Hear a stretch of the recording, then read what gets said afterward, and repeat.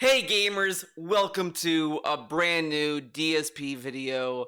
I know I'm a little behind on the content, sure, but I figure there's no better time like right now to cover the March 13th suggestion box incident. I do want to cover the co-op announcement as well, and then maybe if I have time, I'll squeeze in another little thing I want to talk about as well. But we'll get there when we get there. Let's get into this because I've been dilly-dallying enough, okay? Because it just seems that DSP has been really unhinged. Every podcast, like when he did this, I was like, okay, I can do this the next day or whatever the fuck, or I'll do it Friday, I'll do it whatever. And then I blink, and then suddenly every podcast he has something else I just want to respond to. So it's like I'll never really win. I guess he just wants to get to create more instances, so I can't keep up. But I don't think it matters. Obviously. Okay, let's just get into it. I stalled enough. Ladies and gents, Okay. we're going to do shout outs in a bit, but before Hold on, I'm gonna lower the resolution.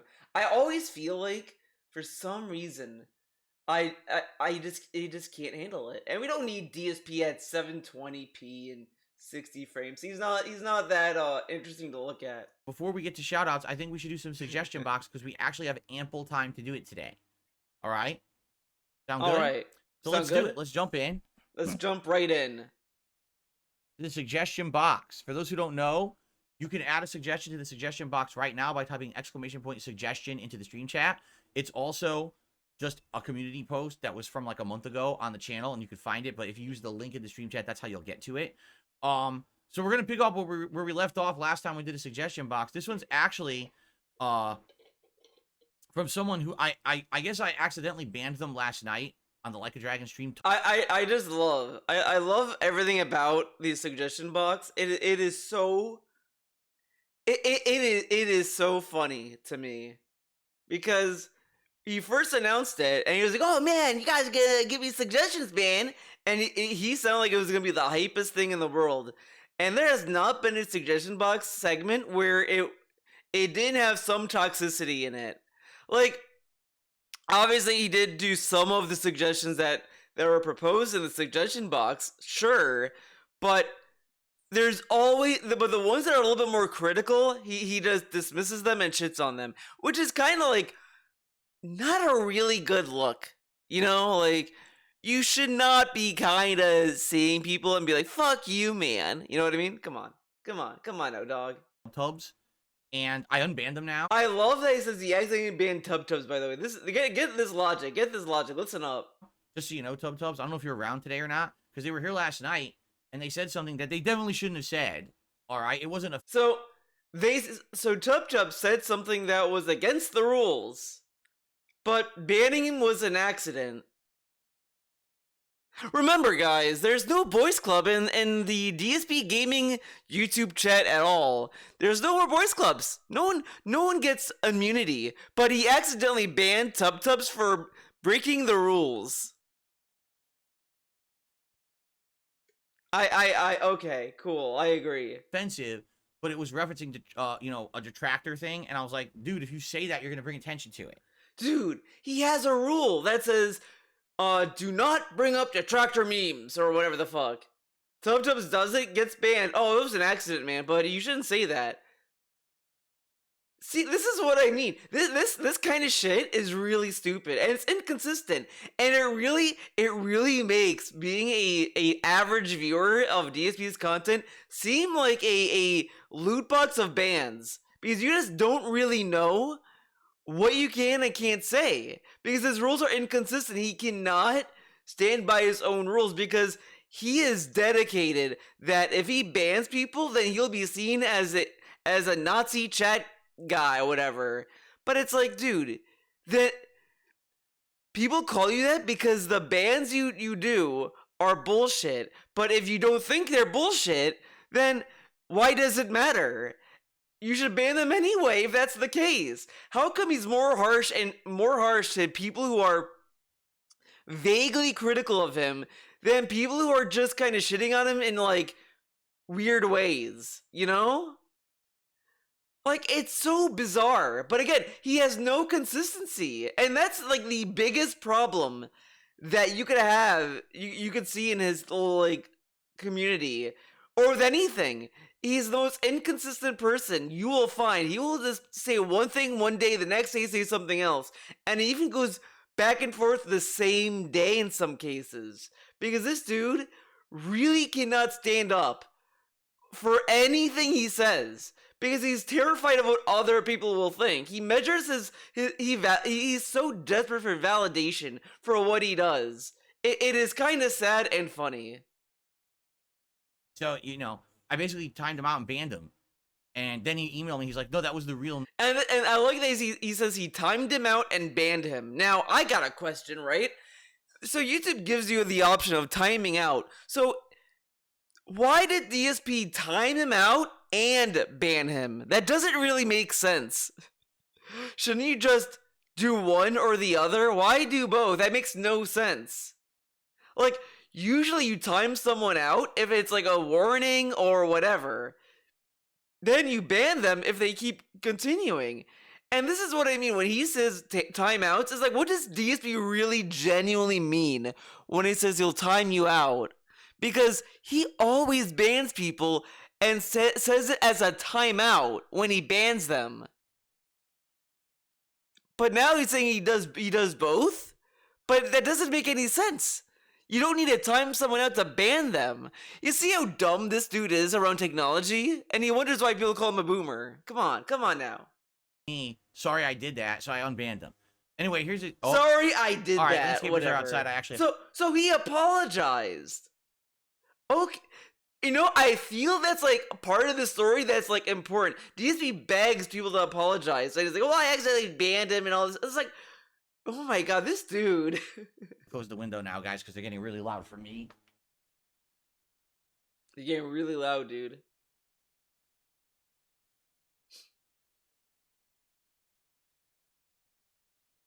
All right. I'm talking about. That's what I'm talking about. Okay, so. All right, so. Okay. Yep. Do you know so here we go. Ready? So here we go. We had to buffer that one out. Okay, so Tub says the following. Now, keep in mind, this was about, I want to say this was about a month ago. Oh my god. The suggestion box Just again. read the suggestion. So some of this might be a little outdated, some might not. We'll have to see. Okay, we'll have to see. Please lower the amount of ads. I definitely think you should be running ads, but I'll listen to the podcast for an hour and I get 6 ads in that period of time. I'm getting to a point where I just watch on demand because of excessive ads and certain chatters trying to get your attention. Now, what's really funny about this, he only addresses one part of the suggestion. You can guess which one. You already know. You already know what part he fucking addresses. Because clearly he's not going to address the other part, which is the chatters begging for attention. This. First of all, I can't actually see the frequency of ads, and that's a problem. I wish I could. YouTube keeps changing the process, and this is YouTube's fault, and I apologize for it because I want to be in control of my streams and I can't be. So, for example, what used to happen is every time YouTube would run an ad, there would actually be a pop-up in the bottom left-hand corner of my stream dashboard, and it would say an ad is about to run, click here to skip. And there used to be significant amounts of times I would see that, and I would say, oh, I'm going to skip that ad because I'm in the middle of something important on my podcast, or there's a cutscene, an important one going on in the game. Dude, I don't think he ever does that. I'm gonna just go out on a limb and say he never did that because I've seen some of his streams. I don't really tune in, and I don't see him like leaning over to his PC to click skip the ads. I just don't see that happening. I'm gonna be real and say that, come on. And it only happens like half the time now. And I don't understand if that's a change that was intended or not, if they screwed it up, because it was gone for like a month. Then it came back. Now I'm seeing it sporadically, like literally this entire morning on the podcast. Party would want to like challenge this, but I don't do ads on my streams on YouTube when I do stream on YouTube. There are rare times I do, because it's like, why? So I'm not gonna bother with that. You know what I mean? But the thing that's funny, I already know is bullshit, is when he says, "Well, I go to the YouTube Studio app to set up a stream. It like pesters me to turn on the ads." I'm like, no, it does. No, it doesn't. I have it off, and I don't go to the fucking YouTube Studio when I set up a stream. And I never saw a little pop up telling me to turn on ads. Like, there was a small pop up saying, "Oh, you can turn on ads if you want," but it's like, it wasn't like pestering me or like forcing me to do it. Okay. I haven't seen a single thing that said stop an ad from playing. Yeah, I know you guys probably have seen ads, right? Can you guys confirm? Hold on, let's confirm. This is dumb. Have you guys To ask, like, can you guys confirm? seen ads Whatever. on the stream today at all? Or have you not seen any ads? Maybe that's what it is. No ads, and then I don't see the pop-up. Have you guys seen any ads running on the stream? I gotta wait for an answer. Hold on. Yes. Okay, people are saying, yes, we've seen ads. Oh my god. Yes. Okay. Okay. So, from my understanding, all right, All right. how it's supposed to work, okay, is Okay. that at most, you're only supposed to get an ad every 15 minutes. At most. No, get a load of this. Get a load of this. Get a load. Dude. When he started doing this, he went through the time duration of each level. There's 3 levels: conservative, balanced, and aggressive, or whatever the fuck he calls it. And he told us that on casual or whatever, it's like every hour.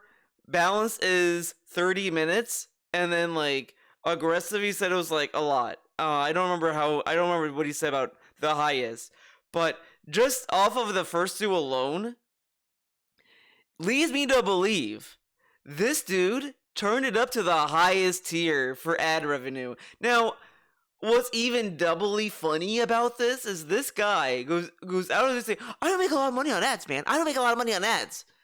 So then, and he told us that he didn't care about the ads running on the stream. Like, go back. Like, I really feel if anyone really wants to spend the time and gather all of the instances of him talking about it, like, I think Hate Army did one, like, a month or 2 ago.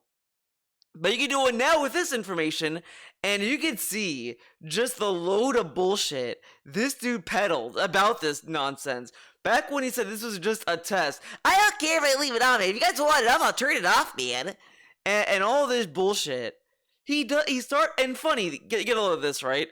He did it with, like, the, conservative or whatever.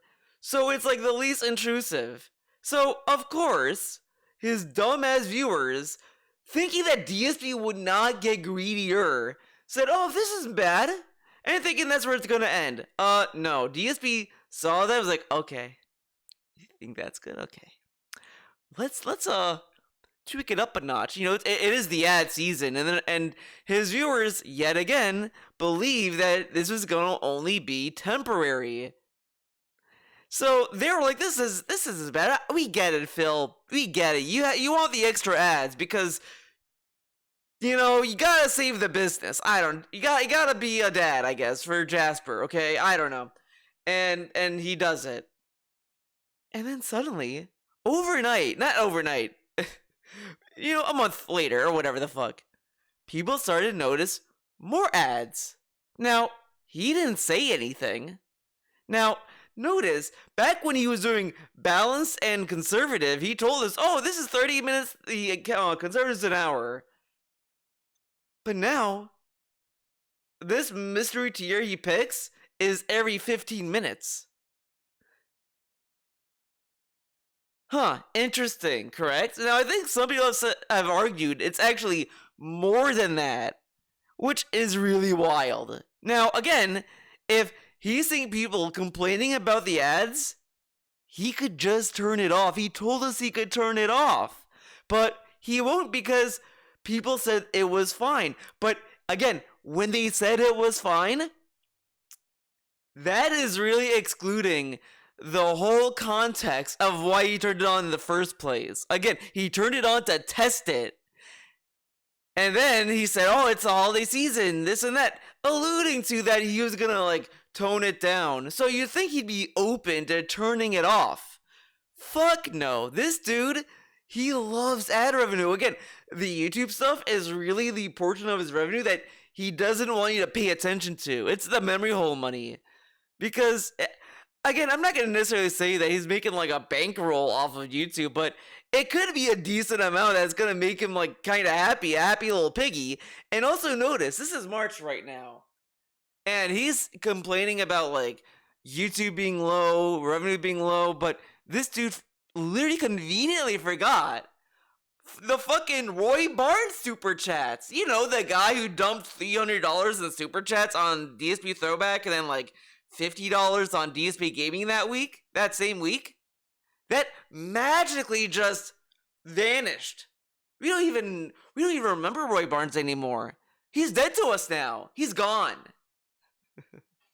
You only lasted a week, and now that money, don't think about it. Shut up. Shh. Quiet. YouTube is not supposed to hit you with more than one ad per 15 minutes. Okay? So if you're actually seeing more than that, YouTube, I think, is screwing up. And I have had a few people in the last month noticing this. So I don't really know what's going on with it. Now, what people are actually saying to me is it seems to differ depending on where you are in the world. Because remember, different regions get different ads, but also what version of YouTube you're using. Because some people are saying it's a different experience if you're watching on your desktop or PC versus if you're watching on an app. It's so funny to me. This dude shat on Twitch streamers for running ads. I don't know if I'll be able to find it easily, but but everyone knows what I'm talking about. He was like, so Twitch pretty much forces their streamers to force ads and to play a lot of ads. I would never do that. And look at him now. There's so many segments of him arguing about ads playing on his streams and all this shit. But guess what? He has his fans as shields. So if they don't like it, it's their fault. Isn't that funny? Now imagine if like, a Bad Bunny were gonna say that on our stream. Well, you guys wanted me to turn on the ads, and they'd be like, guys, this streamer, can you believe this person was so ungrateful? When people were complaining about the ads, he said, you told her to turn it on. Imagine if I did that. He would be so mad. But again, it's DSP. It's always fun to blame the fans. And that's how you know you're a meaningful content creator, when you blame the fans. But DSP is also the same fucking guy that complained about other companies or whatever the fuck, has said, it's the fans' fault that this didn't do well. And he'd be like, well, dare they say this about the fans? And look at him. That's what he does all the time. And I kind of fell into that point in this video, but that to me is really funny. That this dude is taking playbooks, but the Cowboy Bebop live action. I'll bring that up as an easy example. The actress in that show or whatever said this isn't for the fans, this is for someone else or whatever the fuck. And then the show bombed. I mean, the show was gonna bomb anyway, to be completely honest. And I'll also say this: at least she's honest. You know what I mean? Because if she said this is for the fans, and you saw that show, you're gonna be very confused. How could that be for the fans? So at least she's honest, guys. But she blames the viewers of that of it failing, that it fails. I know what. That may not be a good example. Now I think about it, because she would turn people away. Never mind. But you know what I mean, though. This guy blames his viewers for every little thing because that's what they want. But he leads them to that point. Whatever. Okay, let's continue. Oh my god. Sorry for that little tangent. Versus if you're using your phone. Now all three are delivering different experiences. We can all be winners. And some people, I guess someone just said it in the chat earlier, it seems like the mobile version for your phone is the worst. Where for some reason you guys are getting way more ads. But then, on desktop, it's totally fine. Nico just said it's fine for... But I wonder if it's good on desktop, because they probably have an ad blocker installed. You know what I mean? Yeah, I've gotten, one ad so far the whole stream. Whatever. And, the stream's been going now for, 20 minutes? 25 minutes or so? That would make sense. Probably there's another ad coming up for you then. If it's every 15 minutes, right? Then you should be getting another ad in about 10 minutes, right? So I Right? guess the question is, what is really going on with YouTube? Okay, because I really don't know. I wish I could control it. Like I said, if I saw excessive ads popping up, I would literally click and cancel them. And now Yeah, that sure that you feature is would. removed. So Yeah, I don't know. I of can't even course. tell when you guys are seeing an ad at this point. Um, it just seems to be like a necessary evil now that YouTube is screwing this stuff up, and I have to deal with it, and you have to watch You them. could turn it Here's the off. thing. Like Number again, he gets ad revenue anyway from his like legacy content. I will always just remember when he lost his YouTube channel and he was on Twitch. He literally told us, "Oh, I can't continue, man. You guys don't realize I make a lot of money on the legacy content. It can't just go away." But suddenly, oh, we need the money. You know what I mean? one, I never ran those ads ever for years, correct? And then you guys said no. We Oh my god, and this is a blatant lie. He didn't run these ads for years. Yeah, you wanna know why? This was an option that was released at the end of last year, unless he's including the Twitch streams. But I'm willing to. I He did run ads. Actually, he did, but it would only be when you turned onto the stream. It would play an ad, then it would just continue on. He didn't run ads like manually, or he didn't run ads in the middle of his streams. So I guess he's kind of true there, but he still made ad revenue off of people who come to his streams on Twitch. So you could look at it either way on at that point. To be fair, but as a YouTube streamer, which he's been streaming now for like 5 years, I don't know. I don't know. I lost track of time, man. He only got that feature last year, but whatever. I mean, I guess he means like on Twitch too. To be kind of fair. want to help support you, especially with these issues going on. Please run ads. Oh my god, what are these issues? By the way, again, last year he didn't. He turned them on as an experiment. He didn't turn them on because there was an emergency. He turned them on to experiment with the ads. And then he said, well, the ad revenue's going up, man. And then he just started to play with the frequency. There was no incident. What's he talking about? Was there an incident that we didn't know about? Oh, was it the car? The tire got stolen? The plumbing? But he didn't really use that to beg. So that's not true. Unless he was begging. So were you begging? But oh, I thought you weren't. I thought you were telling us of the situation. Hmm. So I started running them. You know what I'm saying? And now you guys are saying, well, there's too And many. I always love. He listens to his fans when it comes to making more money off them. But when it came to listening to them about anything else, you don't know what you're talking about. What are you talking about? Ugh, this dude, man. ads. So it's like, well, I could turn it off, but then it's going to hurt the channel. Already, I'm hurting. You have to understand something. He's I'm hurting bad right now. He's hurting I bad. don't talk about it that often, but because those gifted memberships screwed the whole channel up, I haven't gotten them back. So we're talking, I lost a ton of revenue that I'm not regaining. And the fact that right now we're in RPG Oh my god. Let's but listen because to those this. gifted Let's listen to ads, this. so it's like, well, I could turn it off, but then it's going to hurt the channel. Already, I'm hurting. You have to understand. Already I'm hurting. Honestly, then it shouldn't matter if you turn it off. Think about it. But whatever. I mean, I guess he really wants those pennies because he told us these ads give him pennies. Pennies. And he's like, well, I need to leave him on, man. Understand something. I'm hurting bad right now. He really knows how to milk and like get extra little quarters out of everything he uses. This dude, man. Usually people like do that when it comes to saving money, but DSP has the ability to take that like drive and flip it to getting money. It's a very unique talent of the pig. But pigs are very mysterious creatures. Some are smart, some are empathetic, and then you got this pig, and this pig is all about greed. Talk about it that often, but because those gifted memberships screwed the whole channel up, I haven't gotten them back. This is kind of like funny because I think it's either this or another time he says he has like 200, which is like really hard to believe because think about it this way. Before he even got gifted memberships, guess the average membership he got on YouTube before the gifted stuff happened, before he could even get gifted memberships, he averaged, I want to say, between 300 to 400, sometimes like high 200s, but I'll be kind and say 3 to 400 members during that time. So, and he said that was fine. He was just trying to build himself back up, etc., etc. But that's still a good chunk of income off of that. Again, that's even how much he averaged on Twitch before people started to really make it a job for them to gift him members every or subs on Twitch, whatever, for like forever.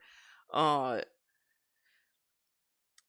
but it's really kind of silly to me that he's kind of just rating off people who are active, like continually renewing their memberships and saying that their memberships kind of don't count. But whatever. So we're talking, I lost a ton of revenue that I'm not regaining. And the fact that right now we're in RPG stagnation mode is just making things worse. You know, it would be great if I could see a resurgence with Battlefront, with Rise of the Ronin. RPG. Oh my god. Stagnation. Not What? regaining. And the fact that right now we're in RPG stagnation mode is just RPG stagnation mode. Man, I do have a friend, and he was like saying like he wants to find another game because he's kind of like burnt out on RPGs or whatever, which I understand. But this dude was just kind of said like, yeah, whatever, and I was like, yeah, I get it.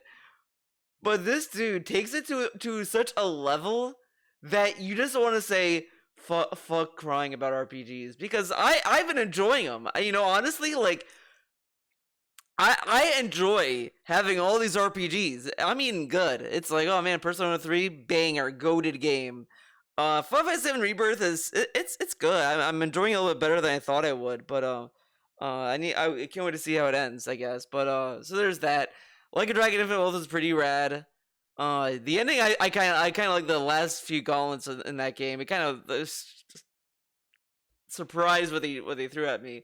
Whatever. I'm fine with all these JRPGs. I did not get Grand Blue Relink. I was thinking about it, but I have a feeling that game's gonna be on sale this year at some point. So I'm just gonna wait. Because I know it's gonna drop. it's making things worse. You know, it would be great if I could see a resurgence with Battlefront, with Rise of the Ronin, and maybe with another game by the end of the month. But there's no guarantees that's going to happen.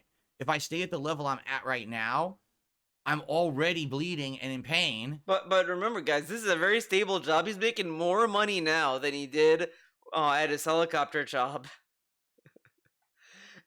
Honestly, I feel like if he just didn't brag about income or talk about it like to this extent, I don't think people would care. Like again, I don't. The people I watch, they may sometimes talk about ad revenue or whatever, but they don't talk about it to this extent, and they don't make it annoying to listen to. It's because I can understand, like, on a creator side of, like, whatever. But this dude takes it to the point where you'll become anti-creator or anti-whatever. Because this dude, it's like, he come on. It's really the guy. He is the poster boy of, like, we used to have nice things, but little Timmy fucking took advantage of the system, and now we gotta like kill it. It's that kind of shit. It's that kind of shit.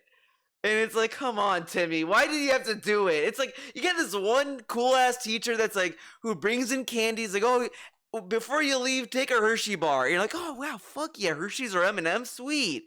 And then little Timmy, he just takes like 2 handfuls of the candy, puts it in his bag, and walks out. And it's like, okay, we can't do this anymore. Little Timmy took all the candy, and it's like, fuck you, Timmy. You ruined fucking candy for the rest of us. Come on.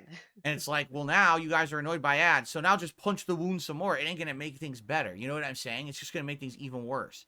So why doesn't he find other ways to make money? Tub-Tubs. I wish I could control like, it. All these other creators around him has found other ways to make money. But DSP just doesn't want to do it because he's afraid he's gonna get canceled. But again, these merchandise stores that he wants to use, that is just print on ready or whatever the fuck, he could just do it. It takes him zero investment to do that, and he's scared to do it. And it's like, dude, who cares? You could even make he could make something off of it before he gets canceled off of it. Like, he should just do it. He just has to upload fucking PNGs, and he's acting as if, like, he has to sew the fucking shirts. And he has to pay the site to have him. It's like, come on. Me, if I could manually stop certain ads, I would, but it seems like that doesn't even work properly anymore. How is it that today I don't see it the pop up at all, and yesterday I was seeing it? I don't get it. YouTube is all screwed up. All right. It's all screwed up, man. So it is what it is. Now, I could turn ads like way lower. From what I saw, if you go to the low, because there's 3 versions, if you go to the low ads, it only plays an ad at most like once every half an hour. But that used to be every hour. Now it's half an hour. Huh, interesting. when I was doing that, I literally saw nothing. Nothing. Nothing. Seriously. So, seriously, man. I don't even, what does it I don't mean even saw know nothing? if that's worth it. If it, if there's 0 ads, it's gonna hurt the channel. You know what I mean? What I would recommend, again, I gotta recommend this. Consider getting YouTube Premium. It is a great service. Oh my god! You don't ever and then see he has to shill YouTube Premium. Now, what's really funny about YouTube Premium? He begged. He was crying for years. YouTube Premium should offer free memberships to subscribers, man. Like Amazon Prime, like Twitch Prime, man. They do it. Crickets. He didn't even talk about it. He just says it offhanded a few times, and it's like, you this feature was there, and you didn't give a shit to like fucking announce it. Ad on YouTube. Everyone who runs ads gets the credit as if you watch the ad. There's tons of benefits to it. All right. We were just talking about it yesterday. YouTube Music is an app. You get all this music if you're a YouTube Premium subscriber. It's part of the package. Oh man, I would definitely recommend that. Okay, whatever. Whatever. Okay, so here's the thing. Here's the thing. Thank you for the feedback. I don't want my user experience being hindered by tons of ads. At this point, I don't really know how to fix it besides just turning off the ads. But if I did that, I'm gonna need more support. Now I love this. That he to turn it down to like whatever. He doesn't know what he's gonna see. Whatever. He's not even gonna try that. Like, he's not even gonna try it. Why not just try it and then like go back to whatever the fuck you did before, I guess. Whatever. How come you're able to experiment going more, but going less, we can't do that. We can't experiment with that. Oh, okay. Like, he just told us that turning it off would hurt, but turning it down, he doesn't know. Why don't you find out? I guess if he turns ads down, a cat can't get a burger or some shit. I don't know. And as you know, I already asked for it. I don't think that sitting here asking for more support all day because I turned off the ads is really going to... I already asked for it. But, whatever. A beneficial thing. So it's kind of a necessary evil right now. If YouTube... No, I love that this is a necessary evil, right? And he says this with that fucking face. Okay, I'm keeping this. When you gotta keep the necessary evil in the corner. The demon in the corner, that's the necessary evil. But this dude says, oh, this is a necessary evil! Necessary evil! Blah, blah, blah. But when other YouTubers have sponsorships and they do this stuff to have sponsored content, oh, they're fucking chills and awful people for doing this. They're trying to milk their audience. But maybe that's their necessary evil. Okay. The problem, so I can disable certain ads when they happen, when they're badly timed. I will do that, but they've disabled that, and I don't know why. Okay? I don't know why. Okay. Continuing on, he says, you should start trying to take an extra stream off a week for your own well-being, even if it's just twice a month during a slow period. I really think you should use extra free time. Number one. This is such... I hate this feedback so much. Not because, like, you know, oh, he should be working all the time or whatever the fuck. It's just... the suggestion box is meant to improve the content. How is them taking more time off improving the content? And it's like... it's not gonna mean anything. Because really honestly, the thing that drives me up the wall about this is he already designs his entire schedule around spending time with his family as it is. Oh, I got he wraps up the second stream like at my time it's like 12:15 p.m. No, a.m. a.m. Uh my time. And for my guess is like 10. I don't fucking know. To spend time with his wife all the time, whatever. And it's like he does that. Okay. And then like there's so many days off where he's like, well, we decided to stay in. You know, we did some grocery shopping and this and that. Like, it's just a meaningless statement. And it's like, what does he really want on his day off? To just sit down and lay in bed? Like, come on. Like he's like what 40 years old. Like what's he gonna do? He's not gonna get another hobby because he doesn't know what a hobby is. He doesn't watch anything interesting. He's a very boring person. It kind of blows my mind how boring these two are in reality. Like I just don't get it. They subscribed to Disney Plus for a while. They have I think they still have a Hulu Plus. I don't know. They have HBO and they have Amazon Prime, and they don't watch anything. They go to YouTube and watch a Let's Player, and like I guess that's fine, but I don't know. That just seems really weird to me. Because usually like I put on like something like on YouTube as a behind the scenes kind of thing. I don't know. Whatever. Okay. I am doing that this month, but I'm not doing it for a good reason. I'm doing it because I have to do private patron videos and work on taxes and other business stuff. Oh, he said taxes. This dude, I swear, I really don't get. He would say taxes all the time, but suddenly he suddenly wants to call it personal things for the business every year. He doesn't want to say it's taxes, and I guarantee this dude is doing this on purpose to brag. Guys, you guys may have noticed this, right? That I didn't say taxes. You know, usually I would say taxes, but I listen to you guys and say, and you guys, we're tired of hearing me bring up taxes, so I made it an effort to not mention taxes, and it's like, that's not what people were complaining about. Again, he gets feedback and he just doesn't understand what the criticism is. It's not that he mentions taxes or he says taxes on a stream. It's that it's always like around, guys, please tip me. Taxes are coming up. Guys, tip me. I gotta pay my taxes. Guys, taxes are coming.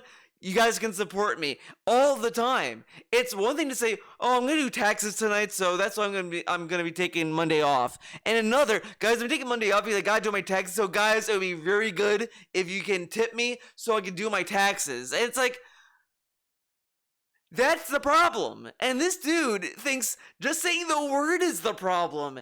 This dude gets all this criticism feedback, and it's like he needs like a fucking parent to teach him.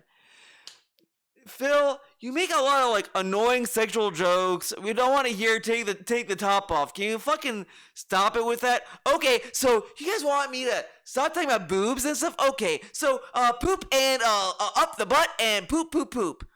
Wow, what an improvement. Because that's the problem, right?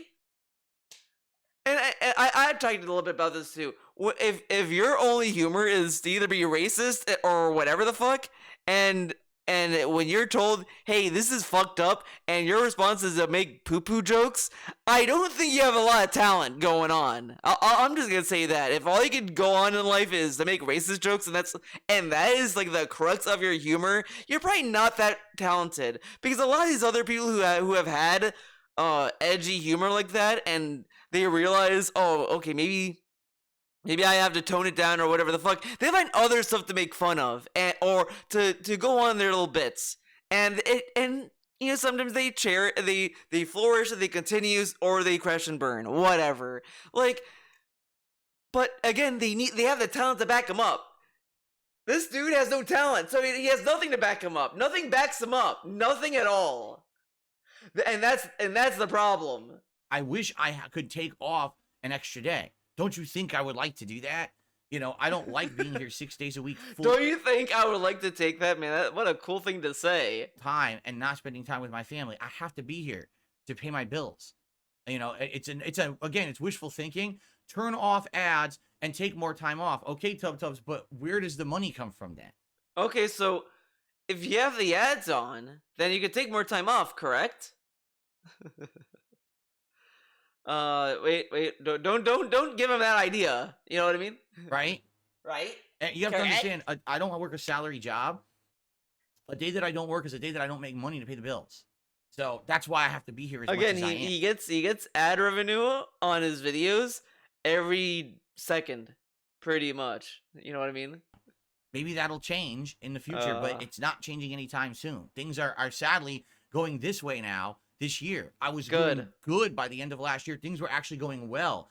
You know, I was doing good on You know what? This kind of, to me, it literally exposes a fucking cycle, which everyone knows. Everyone knew this cycle. Everyone with a brain. Every year, at the end of last year, I was going good, man, going up. Now it's going down. Every fucking year. Every year. Last year, really good.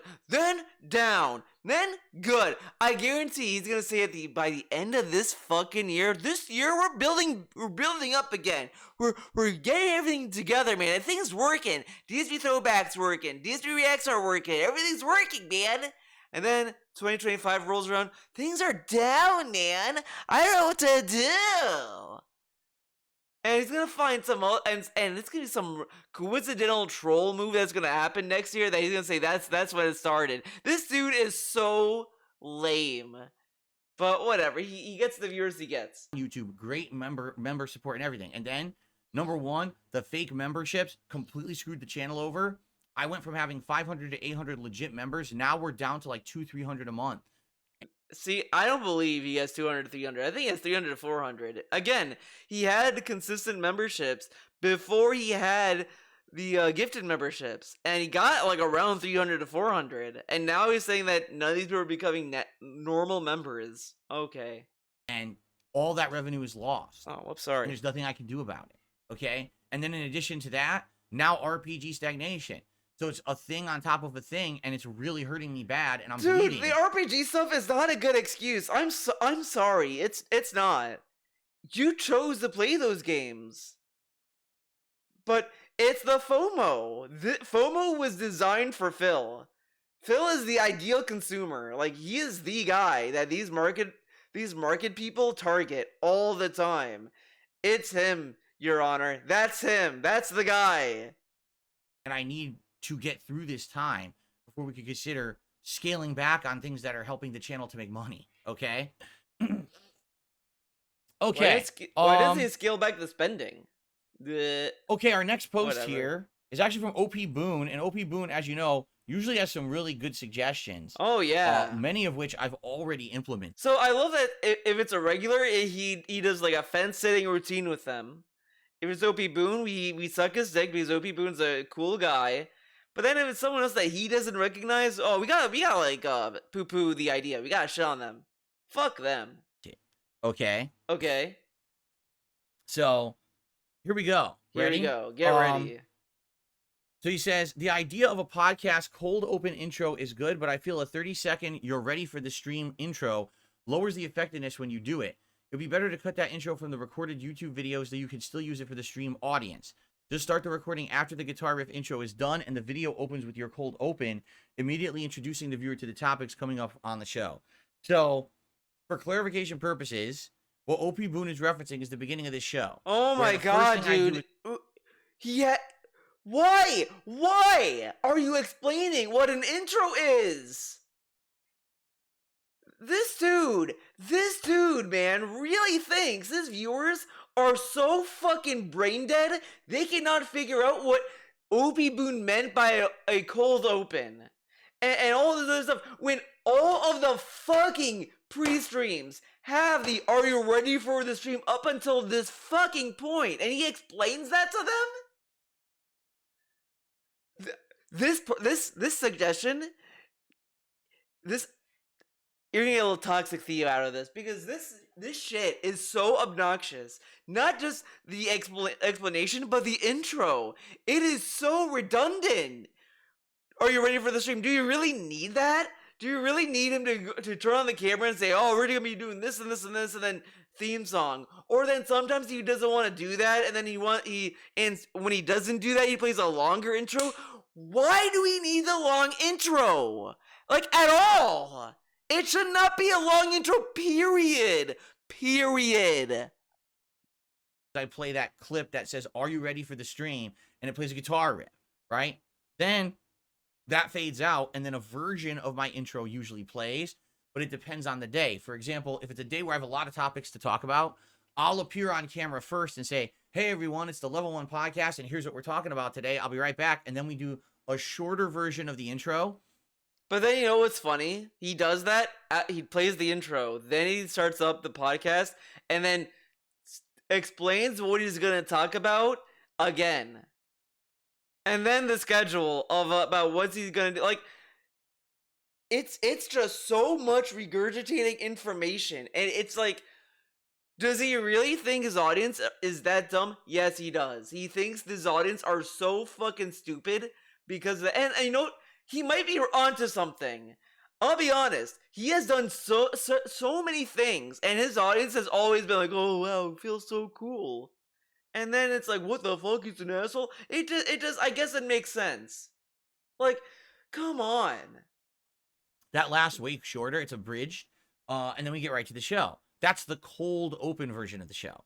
Now, if I have a day when I don't have a lot to talk about, I don't have like a real good cold open to do, I'll go straight from that guitar riff, it fades out, and then I go to a longer version of the intro. Why do we need the longer version of the intro? What does it add? It's just him dancing around, and it's the same intro. Honestly, I can't even tell the difference. He acts as if there's like a massive difference, like as if both the versions don't have him dancing around. They both do, honestly. And it's like, who fucking cares? It's not an interesting intro. The intro sucks ass. It sounds like a fucking baby show. Like, it's garbage. It's hot garbage. Like, just don't do one. Fuck it. Come on. Okay? And that version basically is me dancing around with my old green screen footage and stuff like that. And so I alternate those depending on the day and depending on the subject matter that I have to talk about. All right? Now, to start, he says the you ready for the stream segment should be cut from the on-demand videos. Now, first of all, why do I even use that clip?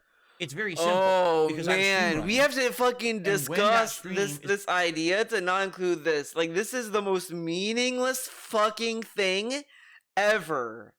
Like, removing it is gonna hurt literally nobody.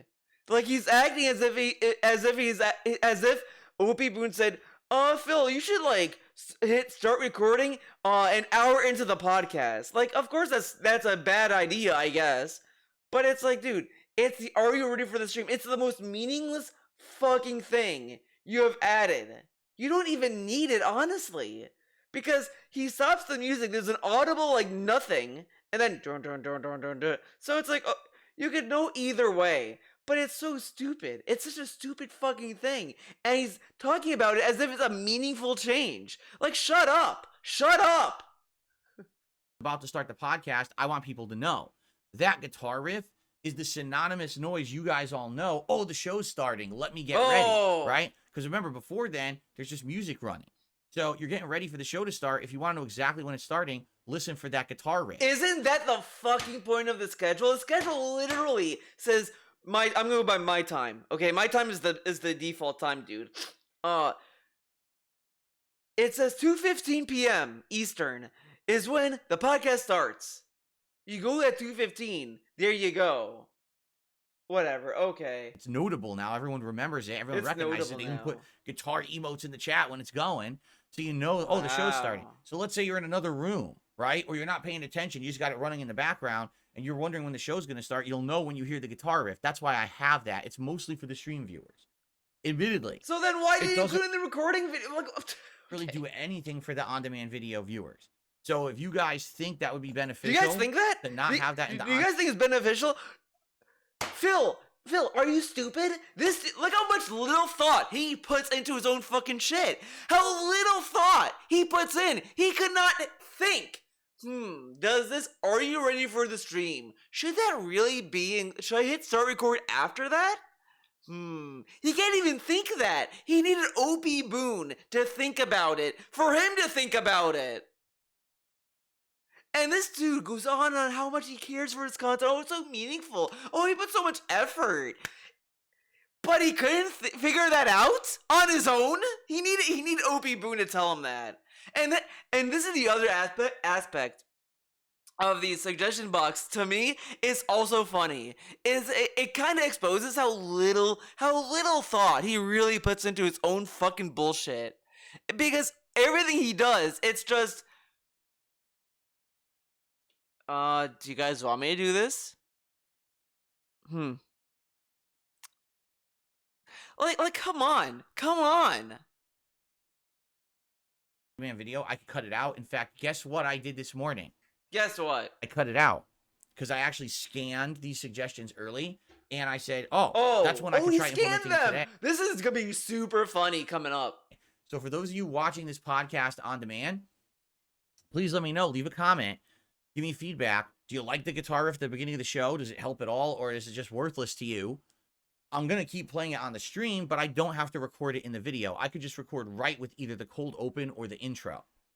Okay? Okay, so there you go. Now, the second half that OP Boone says, he says, I'd also look into only using the shorter level 1 podcast intro instead of the full minute long one. The intro isn't much more than some text with various effects playing for an entire minute. It's more interesting if the intro is a minute of fun highlights from previous shows or something. You should consider the perspective of a viewer looking for improvement. What the fuck is that gonna look like? Think about this, okay? Let's think about this for a good second, because it's not gonna take that long to realize how stupid this idea is.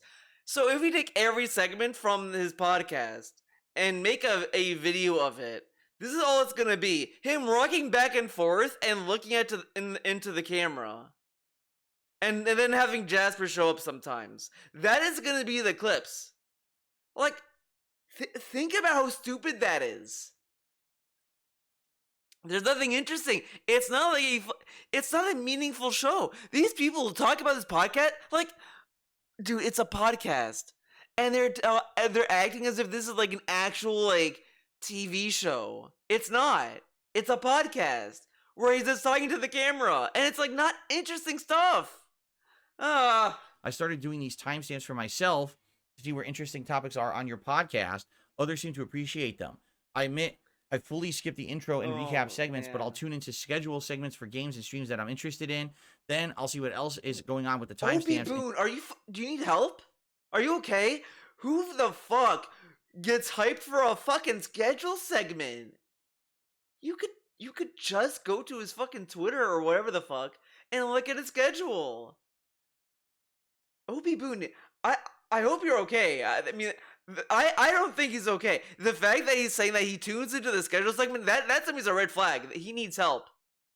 Is that a cry for help? I think it is. Click to those for the day. So that was a lot of information to absorb. All right. The first thing he's basically saying is always use the shorter level 1 podcast intro. Yes. Fair enough, but as I just stated, I don't have a cold open every day. You don't need a cold open. You don't need a cold open for the shorter intro. You could just do the short intro and leave it at that. We don't need the long intro like at all. It's pointless and a waste of time. Why do you like to waste our time, Phil? Why is that the thing you love doing the most? Didn't have a cold open. Why? What are we doing today? What am I supposed to do? Come on camera and say, oh, it's a slow day, not much going on. We'll do suggestion box. See you in a sec. That's a crappy cold open, right? It's not like, oh. I also love, and I'll keep saying I love it, that he only does the suggestion box when he has nothing else going on. It really shows how much he loves reading the suggestions. Another banger image. It's like when he sees a Hogan outside. He's like, Hogan, hello, come on in. We got tons of game news, big game updates, new releases to talk about. You know, when there's an exciting day and you do an exciting cold open, it starts the podcast with a good, vibrant feeling. But you can't really do that every day, right? So I don't think that makes sense in that regard. But understand what you're saying. You're saying, okay, don't ever use the longer intro. Well, I feel like Well, if I'm not going to do a cold open, right, I think the longer intro is actually appropriate. And I why? do enjoy having the variety of intros, so that's not What is the exactly variety? What is the variety? As I said, I can't tell you. You point a gun to my head and say, "Tell me the difference between the long and the short one." I could not tell you to save my life. They all bleed together. They all seem the same, and it's just obnoxious. I can't tell you. So what fucking variety do you really get? What is the variety? It's the all the time, and it's like I don't fucking get it. It's the same shit, the same garbage intro. Ugh. same every day, because honestly, when something is exactly the same every day, it feels too samey, too It uniform, and kind of gets boring, it, right? but it does feel that way. It does, Phil. It does. It does. It literally I does. like the fact that every morning you don't know if you're going to get a cold open with a bunch of stuff and a shorter intro, or you're just going to get the longer intro with me dancing around.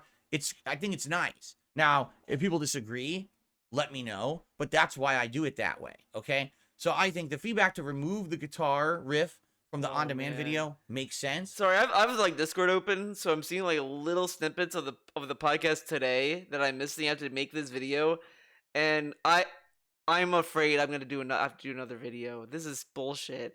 Can DSP just go a day? Just no, not a day. I'm gonna be mean. A fucking month of just having a normal podcast of just.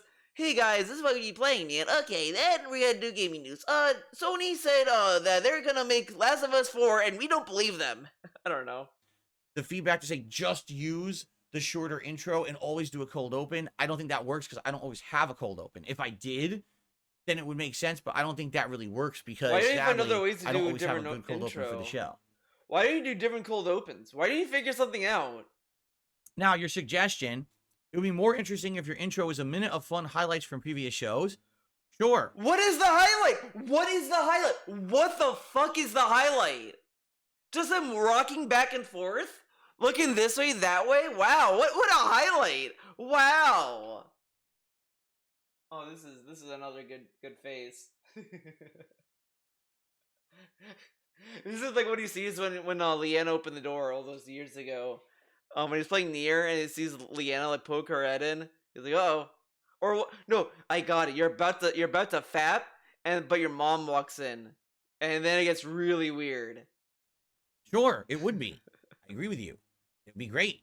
But I can't do that because I don't have any video editing. I don't have time to do it. You know what I'm saying? Like, I'm here all day doing the work, as you know. As you Um, know. if anyone wanted to put together a montage of clips from this show or stuff like that as an intro, like a better intro, I'm down for using that. Yeah, But you again, can't you do have to anything, understand man. it's a kind of a community effort. You know, I would love to use a better intro. I don't have one. I use what I have. Right? So Right? if anyone ever likes the show and wants, hey, I'll do a quick montage of stuff for an intro for Phil's show or whatever, yeah, I'd be willing to use that, but I can't make it myself. So if anyone's interested, let me know. We'll talk about it. You can submit it. We'll test it out and stuff like that. Okay? All right. Excuse me. Okay. So another suggestion from OP Boone here. We'll just go right to the next one. Actually, wait a minute. Let me check because I'm not checking on anything. Oh man. I just want to be sure that I'm not missing out. Okay, we have a couple shout outs to do. So I'll keep time for that. We'll do like maybe 10, 15 more minutes of suggestion box, and then we'll go over to shout outs so that way I Okay. don't run out of time. Boy, remember this too, because man, oh Okay. man. I guess. Cool. Consider Cool. using OBS's built-in pause recording feature to give yourself or chat a break whenever needed without having to fully stop a recording. This can be found. People told him about this fucking feature, and I'm pretty sure he said he couldn't do it. And now he can magically do it. And listen to the fucking feedback about it, too. Literally just copy paste a manual for Phil to understand, because DSP is so stupid. He's like, oh, you can pause and record. How'd I do that? Huh? As he's looking at his OBS, and next to stop recording, there's a pause button. Did he just see that? He's like, what does that mean? What do the two lines mean? Like, he acts as if he presses it, it's gonna kill his computer. So he was afraid to touch it, to learn. He's afraid to learn. Next to the stop recording button. Okay, I'm looking at it right now. Okay, I'm looking at it right now. That must be Okay. it. Pause recording. Oh, okay, that must this be is it. something new. Okay. Something new. Oh, interesting. People told him this for fucking months. Months. And he's acting as if this is like new technology. Dude, this has been in OBS for years. Um, Once paused, the pause button turns blue, and the bottom of your Blue. OBS window will indicate that the recording has been paused. Once you come back from a Okay. quick break, you can press it again and resume as normal. On the recorded video, it will seem like a normal video cut. Jumping from when you pause to unpause? Really? Really? Huh. That's how a pause button works? Wow. This dude. This dude is so stupid. Like, he's so stupid. You want to like beat him up for being stupid. Like anyone else that's stupid, you're like, okay, this guy might be stupid. Okay, and you go about your day. You see this guy? This guy needs to get punched for being this stupid. Like he's the only guy that deserves to be bullied. No one else on the planet deserves to be bullied but him. Like I think like think The Purge series of movies. But instead of like going to everyone else, the government allows us to fly to Renton and bully him because that's the only way we can like be a normal society and maybe that'll be world peace is to bully this guy because this dude is so obnoxious. The most obnoxious person on the planet. There he is. No shit. So, for example, if I'm in the middle of a video and I was like, I got to get Jasper Kitty out of here, I'll be right back. I can click that and come back and unclick it, and it just skips the dead air. I didn't know that at all. Wow. Okay, I'm going to use that. Okay. I mean, let me think. Look at this. Look at this. Look at this. I'm telling you right now, we're already gonna get weird fucking pauses now. Not like clown mode pauses, which you'll do, but he's gonna do like we're gonna do weird shit because this is another opportunity to force in a secret break. So that's what he's gonna do now. And he's already think about it. He has to think. When would I be able to use the pause button? He needs to think. When is the most opportune time to pause a video? I just can't believe this. Because like it should be very self-explanatory why OBS would include a pause recording feature. Like you don't need to think that hard about it. And he has to sit there and think the use of doing pause recording, which tells me personally he's gonna do more weird shit and we're gonna get more breaks in weird ways. Because this dude is such a fucking clown that he doesn't want to work. He's really the guy. I don't know who said it, but it's so true that this guy is that guy who's at work and is like, okay, I need to work to. Okay. First, I need to go to the bathroom first. Okay, I need to go to the bathroom. Okay, I need to go. All right, he goes to the bathroom, comes back. Okay, all right, I really need to get this done. Okay. Oh shit, I need to fix the chair. Okay. Okay, the chair's okay. All right, let's get to work. Oh wait. Oh fuck. I need to get up and like walk around a little bit. I need to like get some fresh air. He's that guy. He's that guy. Oh my god. I guess I could use it if I have to use the bathroom or something and I'm not splitting the part. I could use it. And I guess, there's a few instances I feel like I could use it. Huh. All right, I'm going to try to use this. I had no clue that's what that was. This is like really, he gets the Stream Deck thing working, and he makes like, and then he's explained how you can make a mute button on it. And he's like, so I can mute the mic? Huh. When would I use the mute button? I guess I can use it when I want to burp.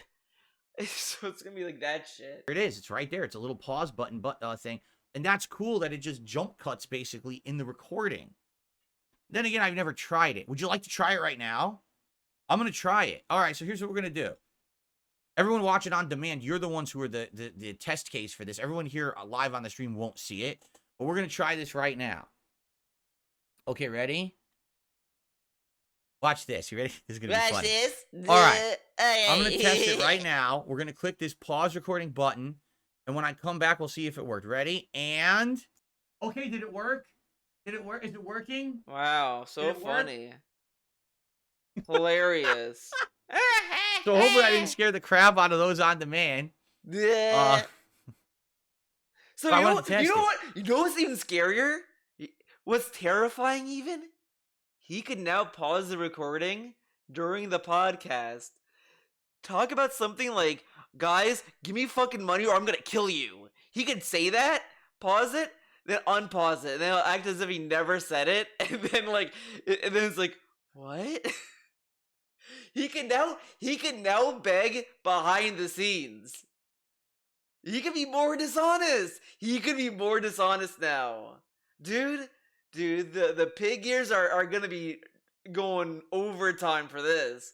Now that he knows how to pause, he's gonna figure nasty ways to use it. So let's see, because now it's recording again, supposedly.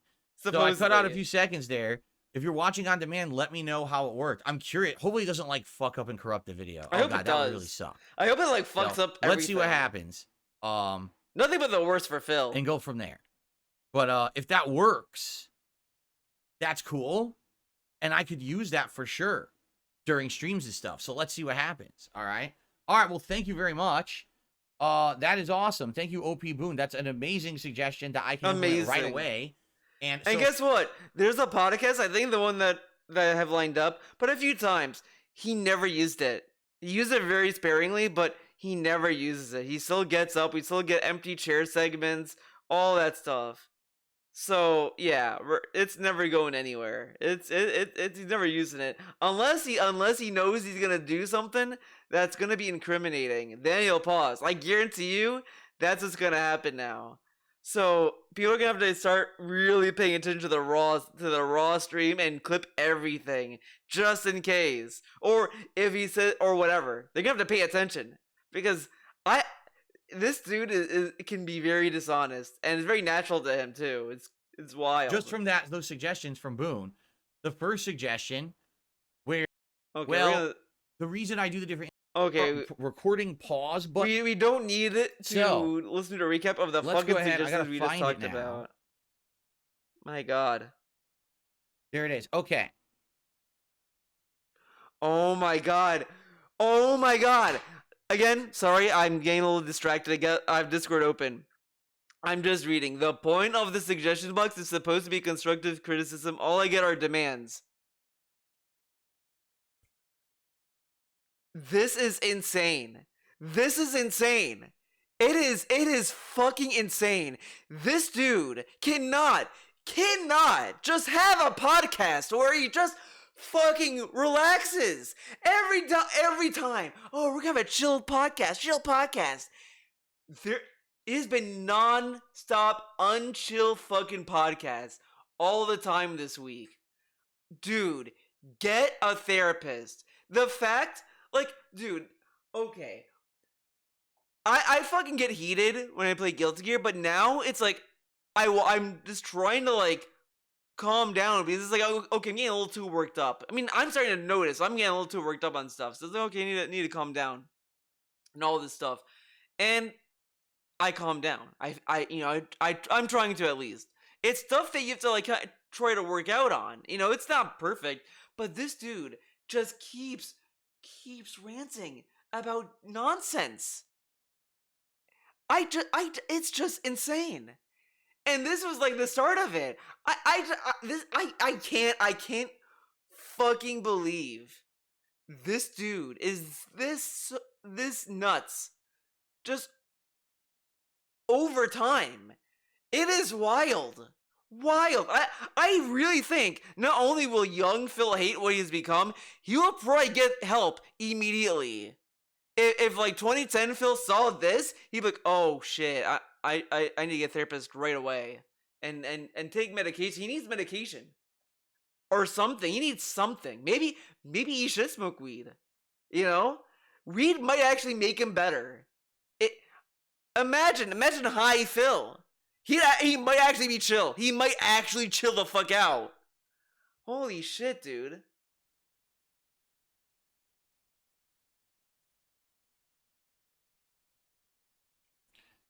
Let's see. I should close Discord when I do these videos now, but now I know what to look for. Now I know what to watch when I'm done with this video. When I'm done with this video and making it and all that stuff, I know what to watch. Holy shit. This dude. Okay, so He is so Let's full of read this next himself. suggestion, and It we can't is do too many so more, but let's wild. do a few more here. So here we And go. it's like, Here's my idea. You watch like Wings, whatever, other lolcows, and it's like their issues are very like whatever. But I feel DSP is very like it's very weird. And not like weird in an interesting way, just weird like he kind of lets it happen. He kind of builds the foundation to make it happen. It is wild. It's like you see a dude who just started drinking beer for the first time, and then from that he becomes an alcoholic because of that bad life decision. Like he finds out he has an addictive personality, and there you go. Like this dude, it is wild. Like he's not gonna do dumb shit uh like drink his own piss or whatever the fuck. But it's just like he believes wholeheartedly all these people who tell him that he's such a godsend. Like no like a nuance. Like he has no critical thought. And that, I think that is the problem. Because people tell me sometimes they like my videos and all this, and it's like, I appreciate it, but I am critical about my own like fucking stuff and my own shit. And like that kind of like it is what it is. There's all these insecurities that people feel, whatever. But this dude, like, he just it's so weird. Like a stranger could say he's such an amazing content creator, and he'll just believe it.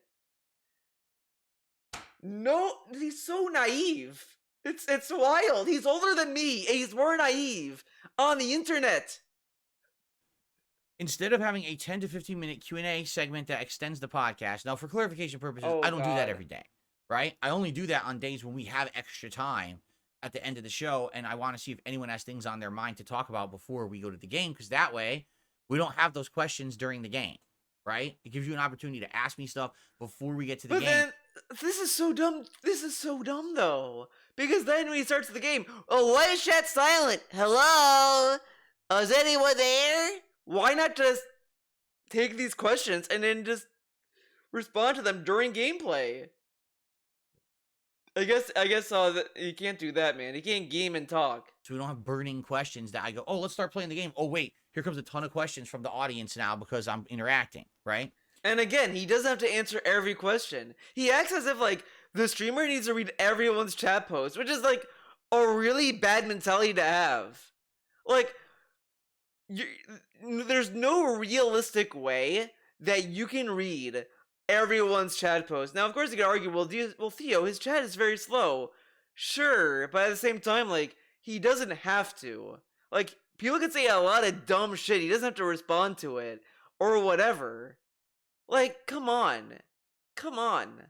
But anyway, he says, try taking a 10-minute break after splitting the second gameplay part and talk with the viewers about what they're thinking of the game or stream. Okay? Now, OP Boone responded to this suggestion. Oh my god. And he said the following. I think this is an interesting idea. He did something similar when he was on Twitter. It's not interesting. It's not. I'm gonna just cut you short there, buddy. It's not interesting. It's not.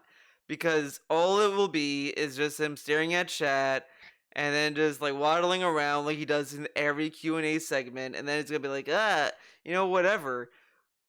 I think it would be better to talk about the game as you're playing it, so people can be engaged. Like, it's actually a dumb idea, because then it's like, okay, so in order to interact with him, you have to wait until the end. Like, it's just stupid. Like, this dude cannot do anything. Bitch, you would have only an hour or so pre-stream, because this is before it was a podcast. It was just me talking over slideshow. Then he would do a gameplay stream. But it's the same. Honestly, his pre-stream is the same. He even told us the only reason why he calls this a podcast because people were saying the pre-streams were too long, so he just changed the name. This is such bullshit, and it really just exposes how little pre-stream he did during the pre-stream. Like, come on. For about 2 hours, but then he would take a long break. Right, my breaks back then were like 30 plus minutes, remember? No, okay. Again, this is omitting very key information. Key information. when he took these breaks, he told the chat, okay, guys, I'm going to take a 10, 15-minute break. I'll be back in 10 to 15 minutes. And then he'd come back in 30 minutes. So now he's just straight up telling us that he intended on taking a 30-minute break and lied about how long the breaks were. Honestly. Stream for like 2 hours, then leave for a half an hour, and then come back. And the consensus I got then was you break. Right. My breaks back then were like 30 plus minutes, remember? 30 plus minutes? I mean, that's extreme. It's usually whatever. Actually stream for like 2 hours, then leave for... He would stream for 2 hours. Wait a minute. Bullshit. I was gonna say something else, but I kept saying bullshit. This dude did, oh my god, it's just so much. Because he... His face. He's like, wait, you're calling my lie? You calling my bluff? He would do a pre-stream, he would take a break after the pre-stream, then he would do a game for an hour, then take a break, then stream for the next 2 hours or whatever.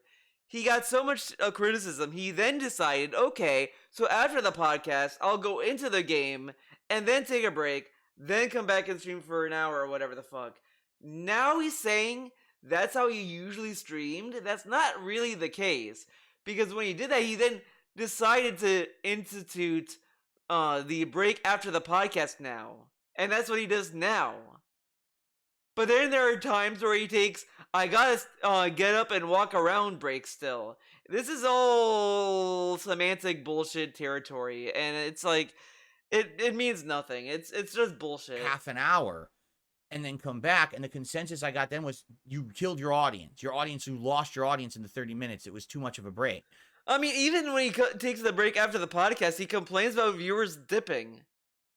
But it's like, the breaks he does are clown breaks. It's like, he doesn't do anything interesting. It's just getting up and you staring at a chair kind of break. Like, I don't want to talk about these dumbass breaks. He's since cut back on gameplay for the day stream. He does 3 hours, but he can still squeeze in a short intermission. Right, now what I do is I do an actual podcast, not just me talking over slides, but the podcast has segments. We cover game news, things I never used to do. So the podcast is longer. But he did, though. He talked about whatever. But since I've made the podcast a more dedicated part of my work with better visuals, better audio segments, I feel like I got a hair in my mouth. Ugh. Because I did that. The audio is the same for everything, though. He acts as if he... Whatever. The podcast now gets more views and support. Those pre-streams used to be dead. It was just me talking, and then... No. This is... Oh, my God. I'm just winning the lottery of fucking faces. My God, look at this. He's fucking, like...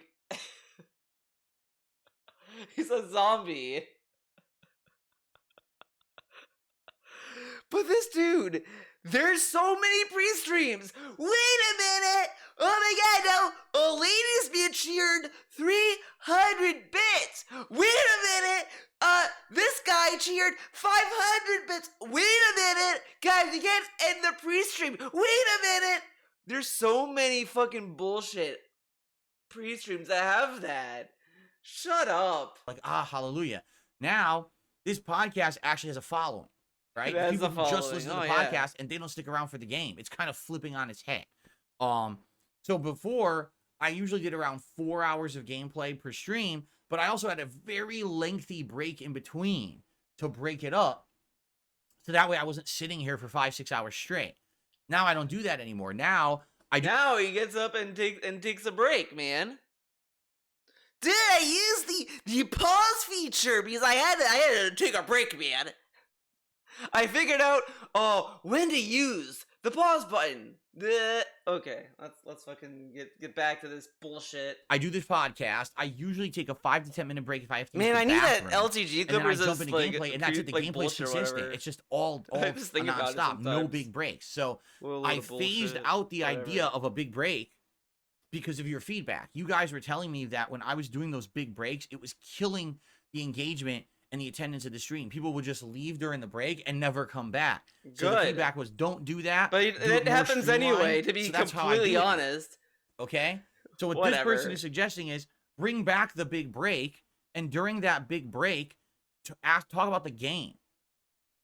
Okay, I don't know how much that would work. I mean, it's interesting. Why can't you do this during the game? Why does that like this dude is like I'm so interactive now. I'm so interactive. I'm not like in a booth anymore. And we can't talk at all during the game. We do the podcast so we can burn through all of the interaction in the podcast. So what's left for the game? Nothing. It's really like giving like crumbs. Fucking crumbs. Like you do all this stuff during the podcast, it's like eating the main course meal. And then you just eat the leftovers for like the main dish. Like you eat the fucking turkey as an appetizer, and then the waiter says, "No, the main course is is whatever's left over." It's like this is dumb. Oh my god, what the fuck? Hold on, someone posted this. It's like first, those are averages. Oh, okay, I know what this is. Okay, never mind. He made a weird like political post on YouTube, and it's something else. I'm not doing that in this video, but it's just it. The short end of it, what I liked about that DSP politics comment DSP left, it completely ignored what the original post was even talking about. It just shows how little reading comprehension DSP has in his little piggy brain, but Did whatever. we say that? But don't we talk about the game when I'm playing it? Like it's do we now? Like when I'm playing the game, I'm just sitting here playing it, ignoring you guys. Right? I'm You talking might as well. with you guys. There's so many times where he says, yeah, I'm not talking to you guys because like you're not talking about the game or me. So I'm not, like, why would I talk to you guys right now? Okay. Entire time that I'm playing the game and we're having that conversation and interaction, why do I need to have a formal break to talk about the game? What is that noise? Right? I'm talking with you guys the entire time that I'm playing the game and we're having that conversation and interaction. What is that noise? That looks like opening a cabinet. What happened? What happened Why here? do I need to have a formal break to talk about the game? That's a little confusing to me. Because again, you have to understand my methodology of why I do the things the way I do. Okay, we have a podcast, and that podcast will cover certain topics. Okay. Okay. Including news, the schedule. News. Things going on in my life, right? Phil's day off, stuff like that. It's all segments that are interesting to you guys. You like those segments, right? You like them, right? You like those segments. After you love that's them. all done, at the end of the show, if we have time for Q&A, I purposefully open up the show. Why? So that you guys can talk with me about whatever topics you want before we start with the... I love that he says purposefully so much. It's like, yeah, we can tell. Because this dude literally announces the segment, and then he just sits there in silence. And it's like, why not just, instead of just sitting there waddling back and forth, if you're getting no questions, like if you have long periods of silence, we should just end it. Instead of just announcing, we should end it or whatever. It's so dumb that you sit there and then he just tells you, well, you know, it looks like no one has anything else to say. So, like, does anyone have any other questions before we end it? We're ending early, by the way, guys. But do you guys want to continue? Do you guys have any other questions? It's like, end early then. I don't know. Shut up. Because let me give you an example. Today we're playing Baldur's Gate 3. And he literally had to move the PlayStation cursor over the game. He couldn't just say the game. As soon as we start, we're going to be going with the Hag quest line. We're going to track her down, fight her, and finish it up. Imagine if I didn't do any Q&A. So I do a podcast, and then immediately we start Baldur's Gate 3. You want to know what would happen in the first half an hour of Baldur's Gate 3? Everyone would bombard me with questions. Hey, Phil, what's going on with this? Hey, Phil, what do you think about this? Hey, Phil, then why don't you just not respond to all of them? Again, if you're playing a game, you can respond to some, and then, like, whatever. I mean, that's just the nature of the business. But whatever. I mean, this guy goes on and says that same sentiment, but it's so dumb. This dude it's ridiculous. It's like there's no nuance. There's no like maybe I should just do this and then like whatever happens. I don't know. Well, wait, like, I'm trying to play the game. Like it's such a dumb thing to explain. I really feel like every time I do a DSP video now, it's like he does something so dumb, and it's like I need to go into painful description as to what he means. It's really like just semantics, the argument, and it's like come on, come on. Why are we doing Q&A? I'm trying to play the game, right? That's what happens if you don't have opportunity to have interaction with the streamer first. I've seen many streamers, this happens. They turn on their stream and immediately they can't play the game. They've got to talk with their audience for 30 minutes Who? before they can get to the game because everyone Who are has these topics people? on their mind. That's why I try to Who are these people? Whatever. Okay. get that Q&A in Okay. at the end of the show. Okay? Now, if I didn't do that Q&A segment and we did it later, what's happening is, sadly, we're creating that break again in the middle of the gameplay that people told me directly they don't want. People outright said during the Twitch. But you know what? Actually, think about this. Opie Boone said to take a break in between the game to discuss about the game. So he's not getting up and leaving. He's just sitting there to talk about the game. What? You know, I just realized Opie Boone said in between parts you do this. And he's talking about taking a break.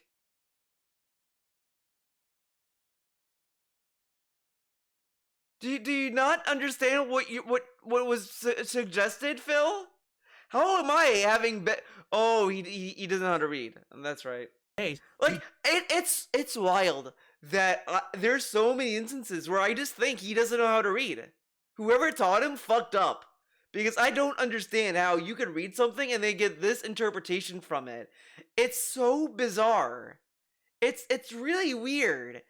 And this is the guy who thinks he understands Death Stranding. I really doubt it. Don't want big breaks. Your breaks in between gameplay break it up to the point where people leave and don't come back. So stop doing breaks in the middle. And that's why I said, okay, we'll do the podcast. I'll take a short break, sometimes use the bathroom or whatever. That's my break. It makes sense to do it then because it's the break between the podcast and the gameplay. And then once I start with gameplay, I just do the constant gameplay, right? That's definitely the formula that works, okay? So oh man, that's why I do it that way. So what this person's basically saying is go back to the old way, and I'm like, I don't think that would work, you know. And what it is a lot of people who make these suggestions too don't realize that I've been there, done that, right? I think that's what it is people that haven't been around long enough to say, oh, Phil used to take a big break like that and whatever. Yeah, I did, and it didn't work. People hated it. People wanted me to have everything segmented properly. Once I start with the game, I'm just going to be here playing the game for many hours. It's not, oh, Phil's here, he's going to take several breaks during the gameplay. It's going to be all broken up, right? Okay, right, correct. I think that's literally what used to happen. It used to be, I stream 2 hours. Oh my god. So anyway. Okay, anyway. Unless someone has a counter to that, I definitely have feel a counter. Like, I love that we're getting suggestions and he's just sitting there like it's an argument. What counter my point? It's like I definitely feel again he doesn't have to read all these suggestions. That's the other funny thing is he's reading suggestions that he doesn't, and if he doesn't want whatever, okay, you know. Like essentially the way we're doing it now is the best way because it allows me to basically oh my god, we're still talking about it. I'm not massively distracted by side conversation because we didn't have it during the show. We're not breaking up the gameplay with a break or unrelated stuff. It's just once I'm in the game, we're in the game to make progress for the day, right? Right, correct. That's the feedback I've gotten, especially when I'm playing hot new releases and people want to see more. That's what works. And it took us a while to get there. You know, I used to have more breaks and interruptions and things, and people just kept giving me feedback. This doesn't work. This doesn't work. Improve. So I've improved over the years. I hear ya. Maybe some people just feel it's too samey, but it's working, right? So I think we should stick. I love this dude in the same podcast said, oh, you know, if I did the same intro, it'd be too samey, man. I like doing variety. And now he's saying, well, if you guys think this is samey, well, too bad. It works. This is great. Okay, cool. With that, unless, again, someone has a counter to it and say, no, I don't think this is working. You know. But you okay. Just had them say it didn't. Okay. Okay. Let's do one more suggestion and then we'll get to shout out. You need to tell me it's not working, okay? It so seems like it's working. Here. Oh, okay. Whatever you say, man. By the way, no, he told us about the OP boon. He screened these suggestions, and look at him. He's actually scrolling through the suggestion thread. I thought you already read these, huh?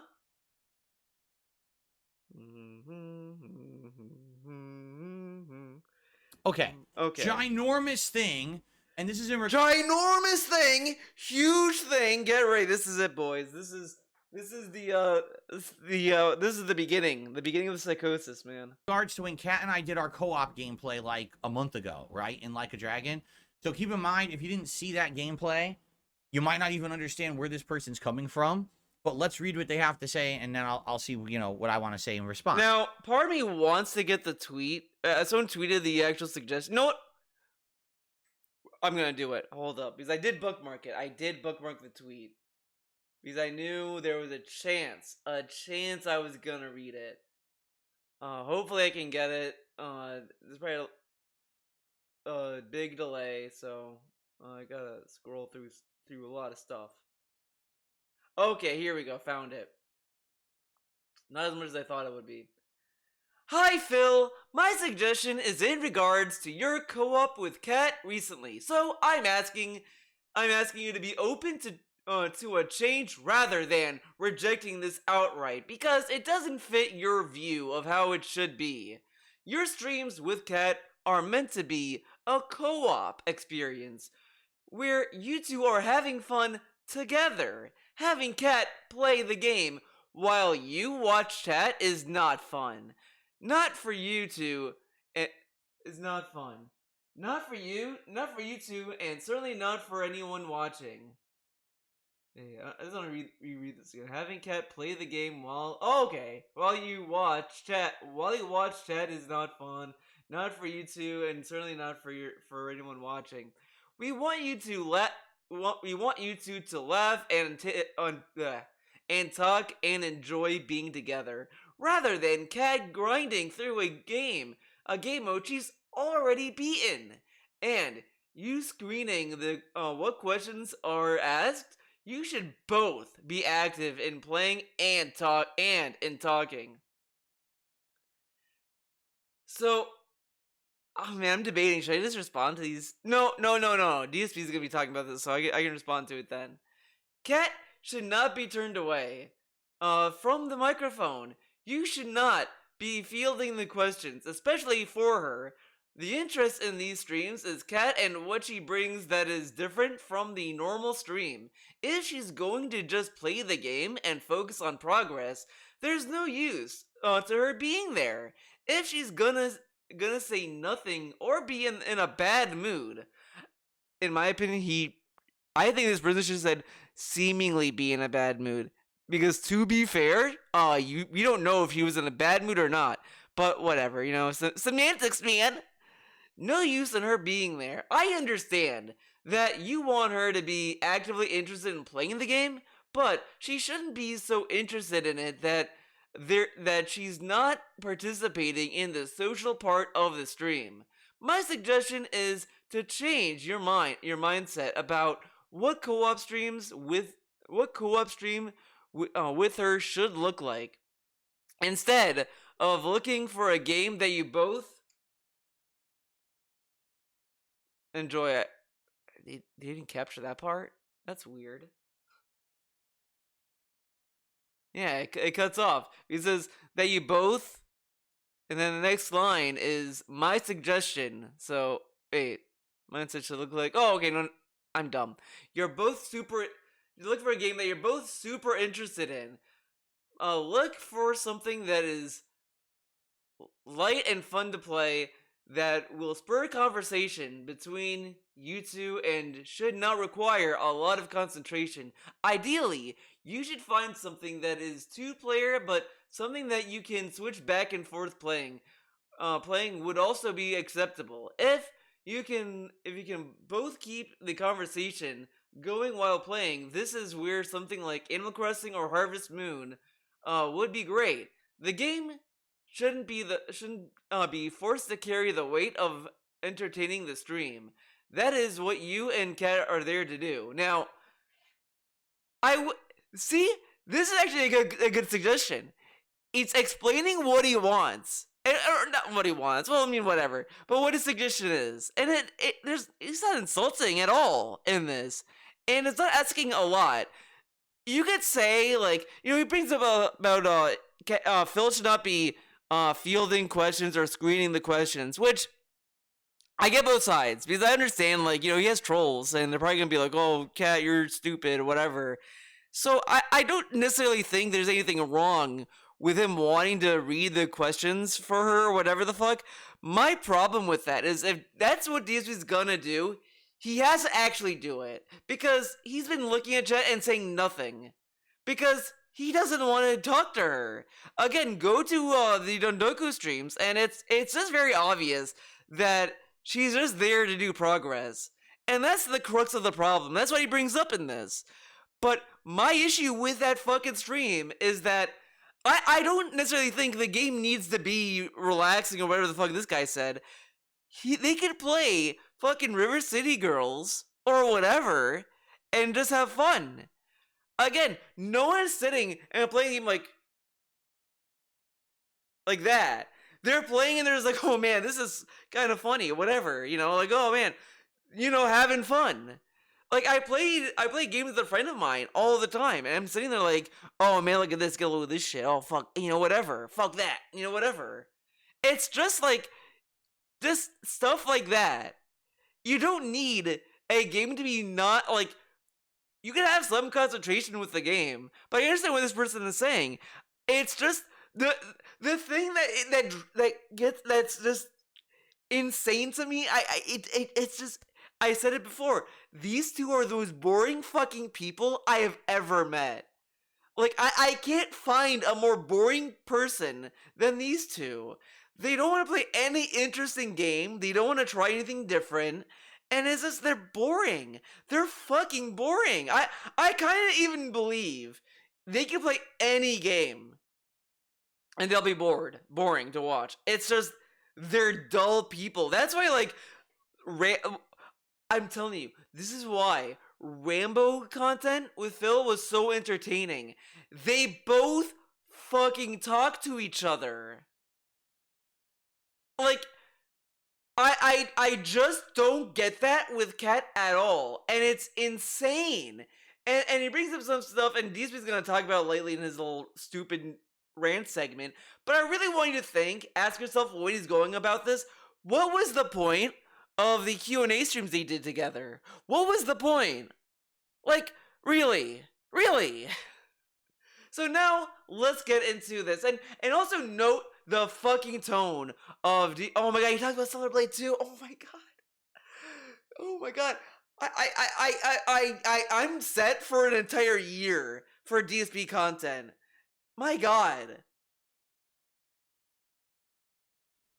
Okay, my suggestion is in regards to co-op gameplay with Cat recently. I want you to be open to change rather than rejecting this outright. I don't just reject things outright, I listen. I want to say big ups and shouts out to people like this person and Lead, for making these fucking suggestions and having the best phrases in them. I think Ann Leet mentioned, like, "Oh, you're not gonna read this," and then he's like, "Oh, well, I'm reading it right now." And then this dude's saying to not rejecting it outright. It really does feel like, if you want to make sure he reads your fucking suggestion, just throw in some kind of thing like that and he'll read it. It is so funny.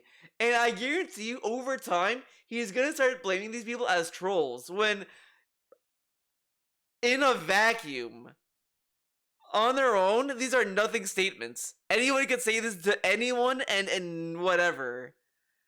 But DSP is so unique. He's so unique that he takes it negatively all the time. Because, and the other thing is, DSP highlighted how giant this post is, but I also want you to keep this in mind. This is a community post, and it's the same similar criticism to what I had about DSP Reacts, where people have the idea, I'm going to suggest a video, and he's going to watch it, and if he doesn't finish it, he'll get interested in the video, and he'll watch it on his own time. That will never happen. People are writing these long suggestions with the mindset he'll read this on his own time, at his own pace, and he'll just respond to it. Not he's gonna reread it on the podcast or whatever. But he thinks that these people are writing this stuff to be demanding or whatever. These are thoughtful suggestions. And the thing is, if DSP was a normal person and actually like normal, I would be mad at these people. Like, why are you helping this guy? Fuck this guy. But the fact that these people are giving him good advice and he's getting defensive about it, I gotta applaud these people. The fact that people can give him like genuine advice and get talked to like a troll is just like chef's kiss. Chef's kiss, man. And if it's something that's ridiculous or over the top demanding, then I'll reject it. But some of these suggestions have been quite good. So I don't want you to feel like I'm just going to reject it just because, it's not something that I'm doing. By the way, I'm going to open the window again because now the landscape. Look, he didn't pause. He didn't pause the recording. He could have paused it. This is meaningful content, by the way. We had to see that. Your streams with Kat are meant to be a co-op experience where you two are having fun together. Having Kat play the game while you watch chat is not fun. Not for you two, and certainly not for anyone watching. We want you two to laugh and talk and enjoy being together, rather than Kat grinding through a game mode she's already beaten, and you're screening what questions are asked. You should both be active in playing and talking. Kat should not be turned away from the mic. You should not be fielding the questions, especially for her. The interest in these streams is Kat and what she brings that is different from... I will say, her turned away from the mic is kind of a fucked up situation with the mic. Or just the setup. The setup is just a bad setup. It is so funny. He pretended that we were testing new stuff out and we're doing all this stuff, but what changed? And honestly, what he could have done, and this is a little too big brain move, too big of an idea, is why not just use the other office to do co-op? Set that room up to be a co-op room. Because think about it like, well, but no, it's not gonna work out because it's her off. I don't know. I'm scared to even go down that rabbit hole. I don't even think I want to. Like, he'll probably have some weird ass excuse why you can't use the other room as a co-op room. Oh, that would be business tipping into our private life. Like, a normal stream. If she's going to play the game and focus on progress, there's no use in her being there. If she's going to say nothing or be in a bad mood, there's no use in her being there. I understand you want her to be actively interested in playing the game, but she shouldn't be so interested in it. She's not participating in the social part of the stream. My suggestion is to... Now we get the negative part. Now the toxicity is rising in him. Because he's reading it like genuinely. Again, he screened these suggestions supposedly. But you could definitely tell this part where the dude is saying that she should read chat pissed him off. And that's when he started reading faster because he wants to mock this guy. It's really fun. You see it in real time. Change your mindset about what a co-op stream with her should look like. Instead of looking for a game that you're both super interested in, look for something that is light and fun to play that will spur conversation between you two and should not require a lot of concentration. Ideally, you should find something that is two-player, but something that you can switch back and forth playing, but also acceptable if you can keep the conversation going while playing, because there's something like Animal Crossing or Harvest Moon that would be great. The game shouldn't be forced to carry the weight of entertaining the stream. That is what you and Kat are there to do. It's funny. Like, I read that part. It's like one little paragraph. He reads the entire post normally. He gets like the last thing, speeds it up. And I don't think he retained a thing that what he's asking. Just little cliff notes. Again, as much as I'm like praising these people for making these kind of like suggestions, I feel bad for them. They're wasting so much of their time writing these things to a guy who can't read.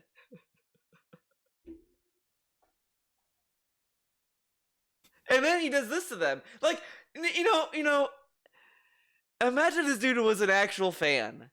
And you know what's funny? He's gonna say that I've not seen this guy in streams. But you know what? What's even funnier about this, and it's a kicker. This dude says he has a silent majority, and these people, they don't watch the streams, they watch on demand. So how does he know that this dude isn't part of the silent majority or whatever the fuck?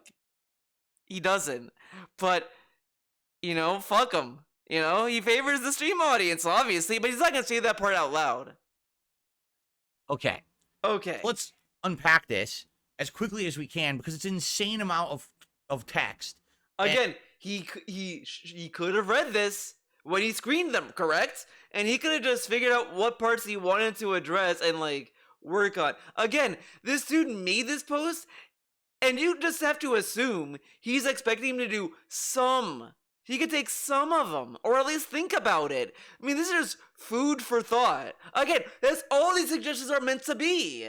And it's the same thing I said before when you're asking for feedback or just getting feedback. Yeah, you can get bad feedback or feedback that doesn't work for you, but it doesn't serve you to respond to it defensively or negatively.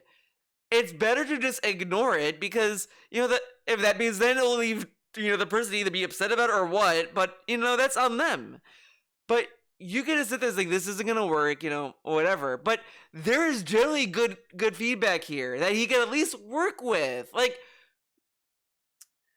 for example, where he talks about how like cats and like let's see.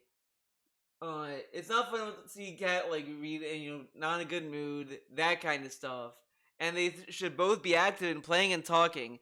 I mean, true. Every time DSP talked to Cat, it was just like, oh, we could fix the floor. Oh, we could do this. Oh, who cares about that? Yeah, man. Like, it's just very one-way talking.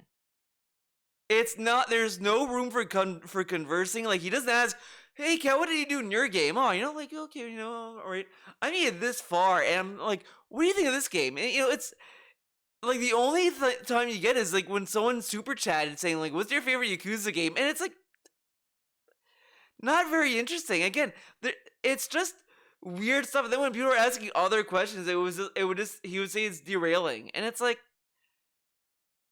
aren't we supposed to be chilling? Like, why not just talk and shoot the shit? If you're not liking what the chat's offering, then why didn't you talk to her? Why did you ask her how her day was? Whatever. It's like he's afraid that if he asks her how her day was, she's gonna say like where she works or some shit. But like people already, I think, know where she works. It doesn't really matter, I guess. Whatever. And even then, he doesn't have to say that. It's just really, really bizarre, and it's just funny because again, they did a Q&A stream, and I'm gonna keep bringing this up because it's gonna pay off, man. But it's ridiculous. If I really unpack it detail by detail, we'll never finish the show. Okay?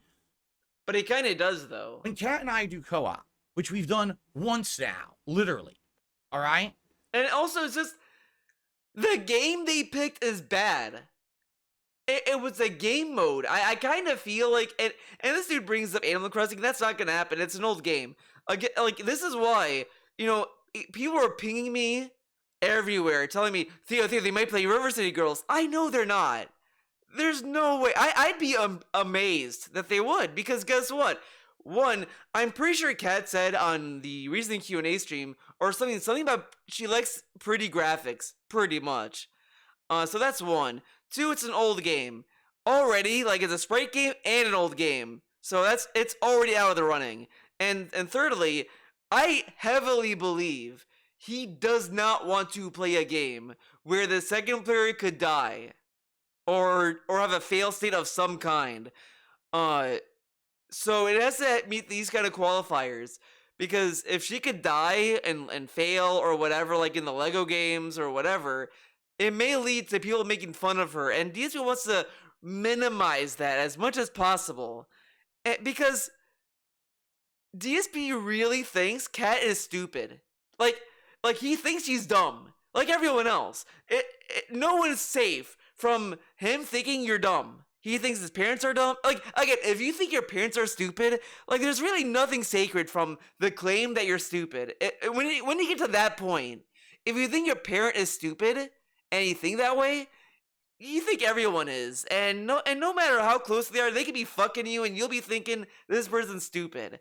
Like, that's what DSP is. No one is safe. He thinks everyone is stupid. He thinks Jasper's dumb, Cat's dumb, his audience is dumb, the trolls are dumb, everyone.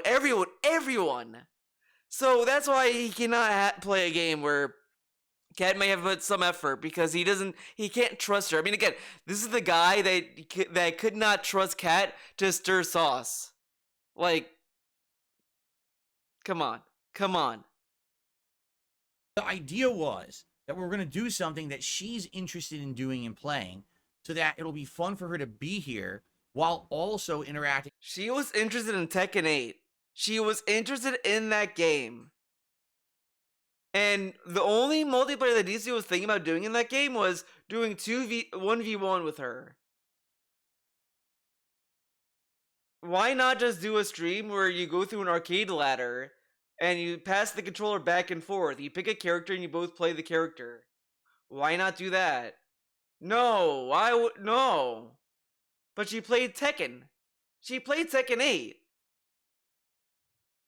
Was she just like looking at the graphics and like enjoying Reina's presence or something? I don't know. Like, I mean, Reina's the GOAT, so I mean everyone enjoys Reina's presence. I mean, we stand Reina in this household, okay? So Reina haters, bye.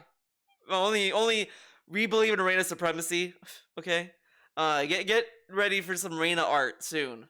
Someday. Maybe next century. With the stream audience. Okay? That was Okay. the idea. All right? Kat is my wife. My wife. She's not a paid employee. She is not a formal co-op partner. As much as you guys probably watch other streamers who they have regular co-op partners and paid. And this is like really dumb.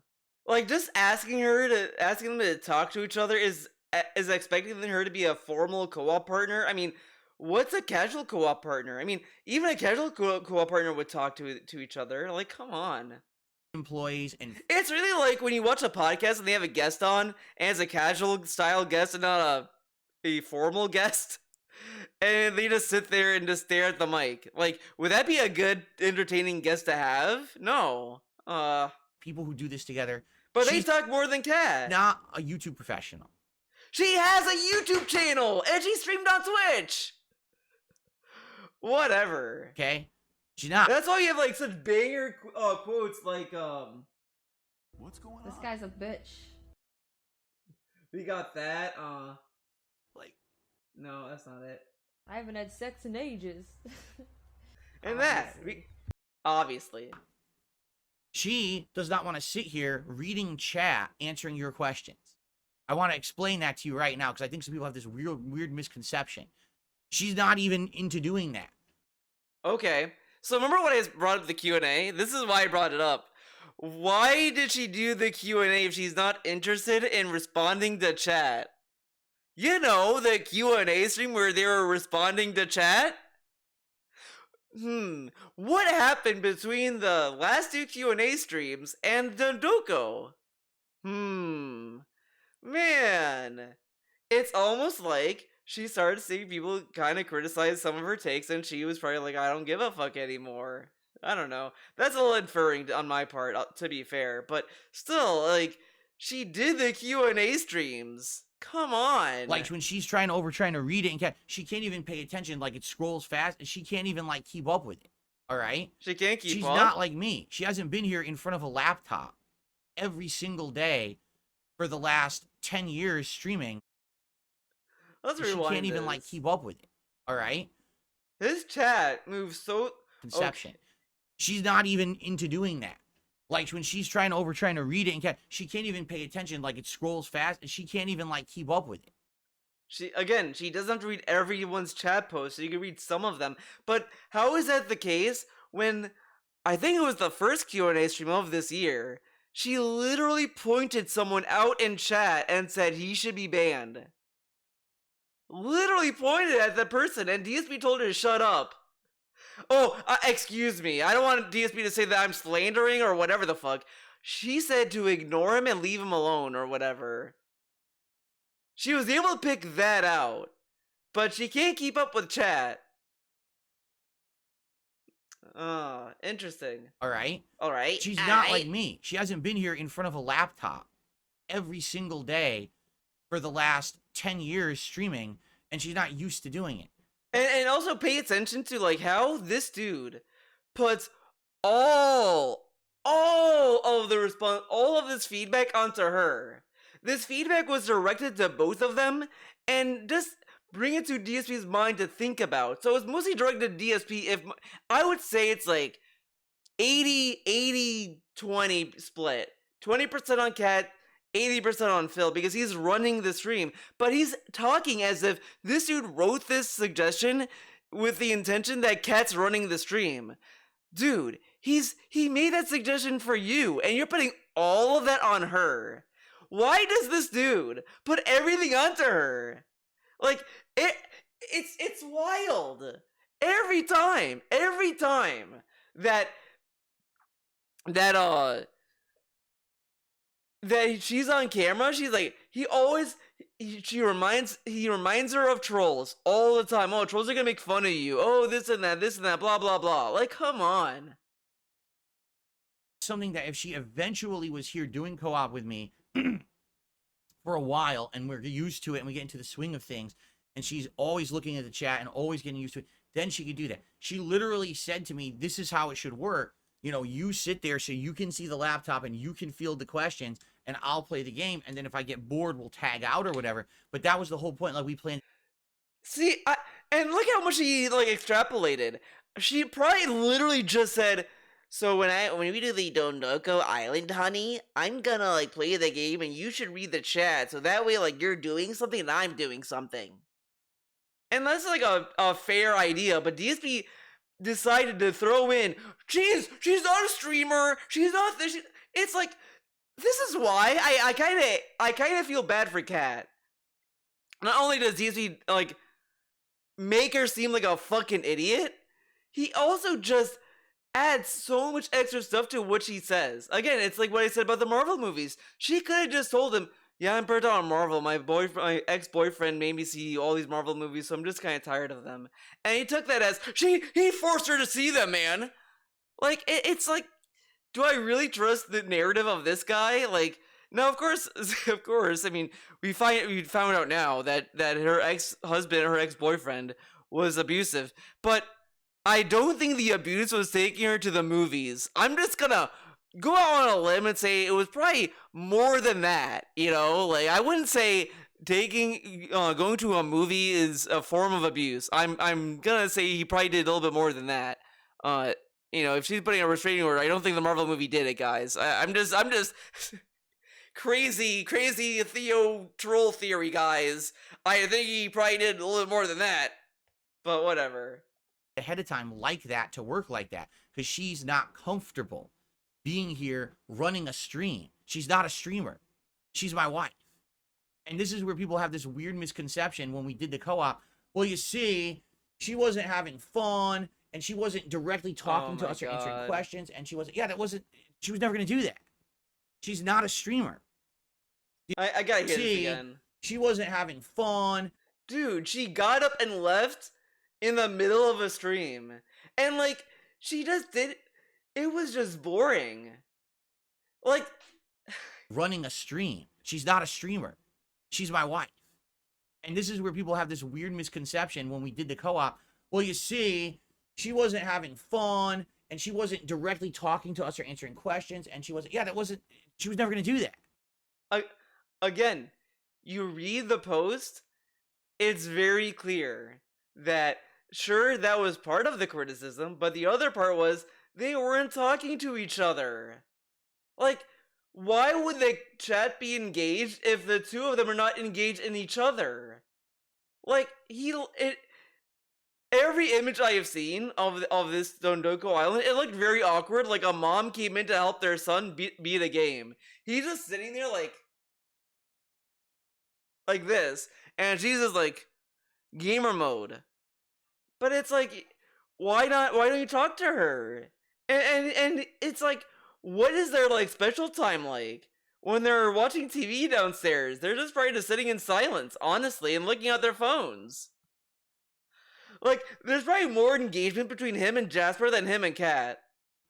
She's not a streamer. Do you not get that? I mean, people, I guess not. Again, the suggestion was directed to Phil. To Phil! And DSP's putting all of the criticism onto fucking Kat. Like, again, I'm glad I have the little chat post. I'm gonna read it again. Oh, a little bit of it at least. Let's see. What's the best part? We want you to laugh and talk and enjoy being together rather than Kat grinding through a game mode she's already beaten, and you screening the questions questions are asked. You should both be active in playing and in talking. You should both be active in playing and in talking. That's not really saying they have to read questions. Like, come on.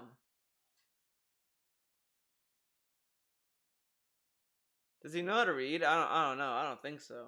It's like anyone who's on a stream immediately must be like a full-time streamer and knows exactly how to run the stream and do everything. No. Again, this person did not say Cat should run the stream. Like, the most they got to that point was Cat should not be turned away from the microphone. You should not be fielding the questions, especially for her. The interest in these streams is Cat and what she brings that is different from a normal stream. If she's going to just play the game and focus on progress, there's no use of her for her being there. If she's gonna say nothing or be in a bad mood, no use. Like, whatever. It's really just, she should just be engaged with being there. Just being there instead of just existing. Like, does she have nothing to say to you, dude? You're her husband. She doesn't want to talk to you? You have no banter? And it's funny. Someone, like, tried to, tease both of them or whatever. It's like, we're not the couple that razz each other. Or blah, blah, blah. And it's like, no one is sitting there asking you to fucking shit on her, Phil. Just, like, joke around and have fun. Like, it's funny to me that people are like, why don't you just, like, have fun with each other? And he acts as if, like, oh, like, why don't you, like, razz each other? And he's acting as if, like, they asked him to, like, make fun of her and bully her. And it's like, that's not what they're saying at all. Like, where did you get that from? That's not the case. I mean, even to some extent, when I used to do co-op with John Rambo, right? He wasn't really into doing the stream stuff either. It was just us kind of playing the game together. And then every once in a while, you would glance over at the chat or whatever, right? But even Right. then, it was more like us focused on playing the game together. That was the focus, not the stream aspect of the interaction, right? But people have this weird misconception that, like, anyone who streams is a full-time professional and should absolutely be running it in this crazy way. No. Crazy It's way? time for a reality smack, okay? It's crazy to expect to ask both of them to just talk to each other. Again, he could have just read this and, like, kind of thought about it, but he didn't want to put the effort into the critical thought aspect of it. Okay? Not everyone is a ginormous fucking streamer who does this all day, every day, and knows exactly what they're doing to the point where they can run it ultra professionally to your level of satisfaction. The fact that Cap even stepped foot on stream after 5 years being away from it is nice, right? So why do we have to go? Why did you, like, does he really think that's enough? That, like, he could say that for the first Q&A stream, sure, I guess. I mean, even that's kind of a stretch in my opinion. But at some point, she can't just be there and then have that be enough. Like, he kind of talks as if, like, she's just a tool to him, which isn't really positive. You know, I don't think a woman would appreciate being talked to as if she's just a tool, a means to an end. And that's kind of fucked up. Like, I'm not saying necessarily that it's sexist of him or he's doing this out of, like, misogynistic tendencies, but it's just degrading someone to just be a tool. We should just be happy she's there. Like, that should be enough. Like, at that point, you could literally just put a blow-up doll and that'd be enough. Like, is she a key that you're dangling in front of us and we're supposed to clap like a baby? Like think about what it means to have someone on camera with you, Phil. And it's funny when she wasn't in the content at all, it was always like, oh, it's gonna be meaningful, this and that. Like, he talked as if, like, she was a person. She's now part of the stream, and we cannot have feedback where we may ask, maybe she should talk more. Maybe she should do a little bit more on the stream. We can't allow that. We have to be grateful she showed up. Is she a goddess? Is she, like, a fucking beast that we should, like, be grateful to see on camera? Like, I am more excited to see a fucking wild rabbit running around than Cat on stream. Because at least a rabbit, at least, is cute and is, like, you know, cool. But what does Kat offer? She just sits there and plays a game. That's no different from the other streams. She's just there to be a tool then. Very cool. From 0 to 100. Why can't there be a short, adaptive process of getting her comfortable to be on stream? What was the Q&A stream then, stupid ass? This dude, we did the Q&A so we could ease her in. Ease her in. Ease her in. Like, dude, she's a fucking person. She, like... This really sounds like she's on the spectrum. And... I some people might say that she might be, because I think there might be something that when all of her information leaked, I think that's that's one of the things. But I'm not gonna say for sure because I don't know for sure. But again, he talks like this, and it does her no favors at all. Why talk to her like about her like this? Again, it's like a tool and a stupid person. Like, why do you want to paint this image of your fucking wife, dude? Like, come on. And this is all unprovoked. The dude is just asking, why didn't you be more engaged with her? Like, he could gather that from what the suggestion is. And he's acting as if this dude's asking insane amount of stuff just because it's a big body of a fucking comment. But if this dude took shortcuts in what he was suggesting, he'd shit on him.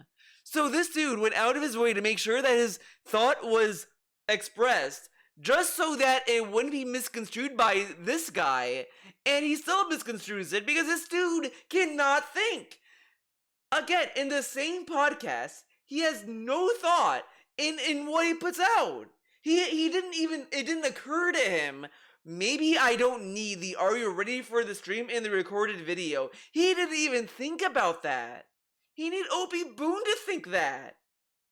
Because this dude does not give a fuck what he puts out.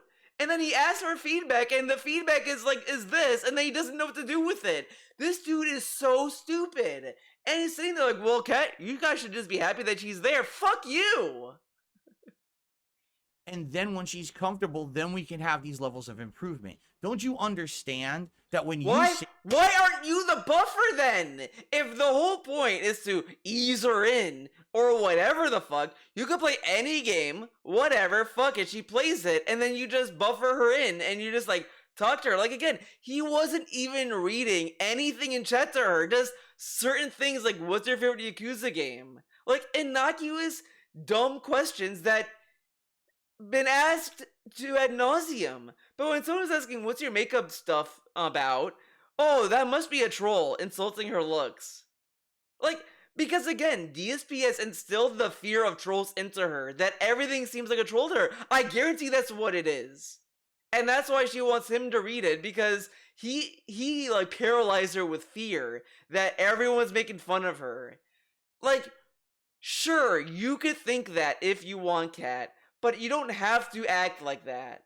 You know? Like, having thick skin is knowing just when to roll with it and to move on. If someone is asking what your makeup regimen is and it's to make fun of you, you could just answer it.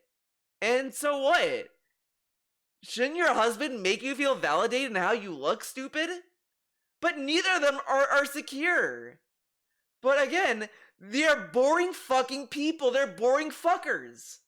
They probably don't even know what to do on their day off. They're probably just sitting there like, it's probably a miracle when they know what to order for DoorDash.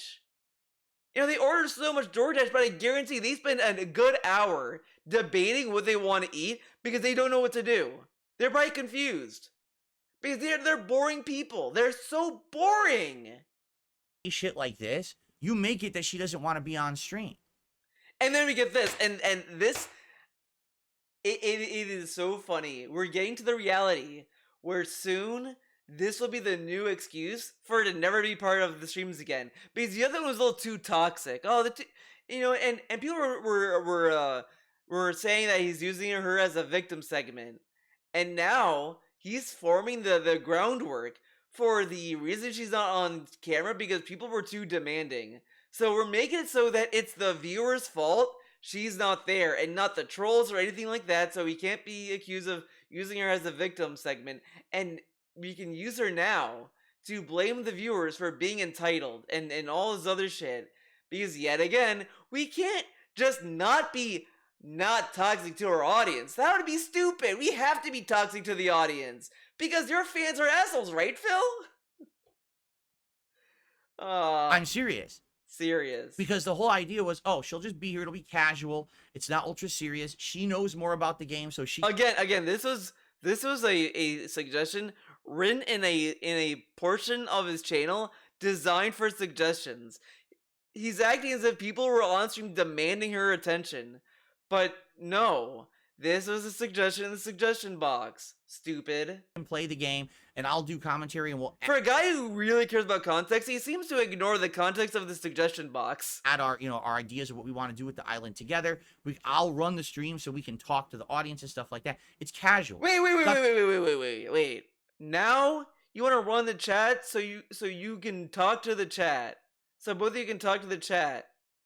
But that didn't happen. I thought you didn't want that to happen. What? Supposed to be ultra serious, but immediately you start holding those co-op streams to such a high standard.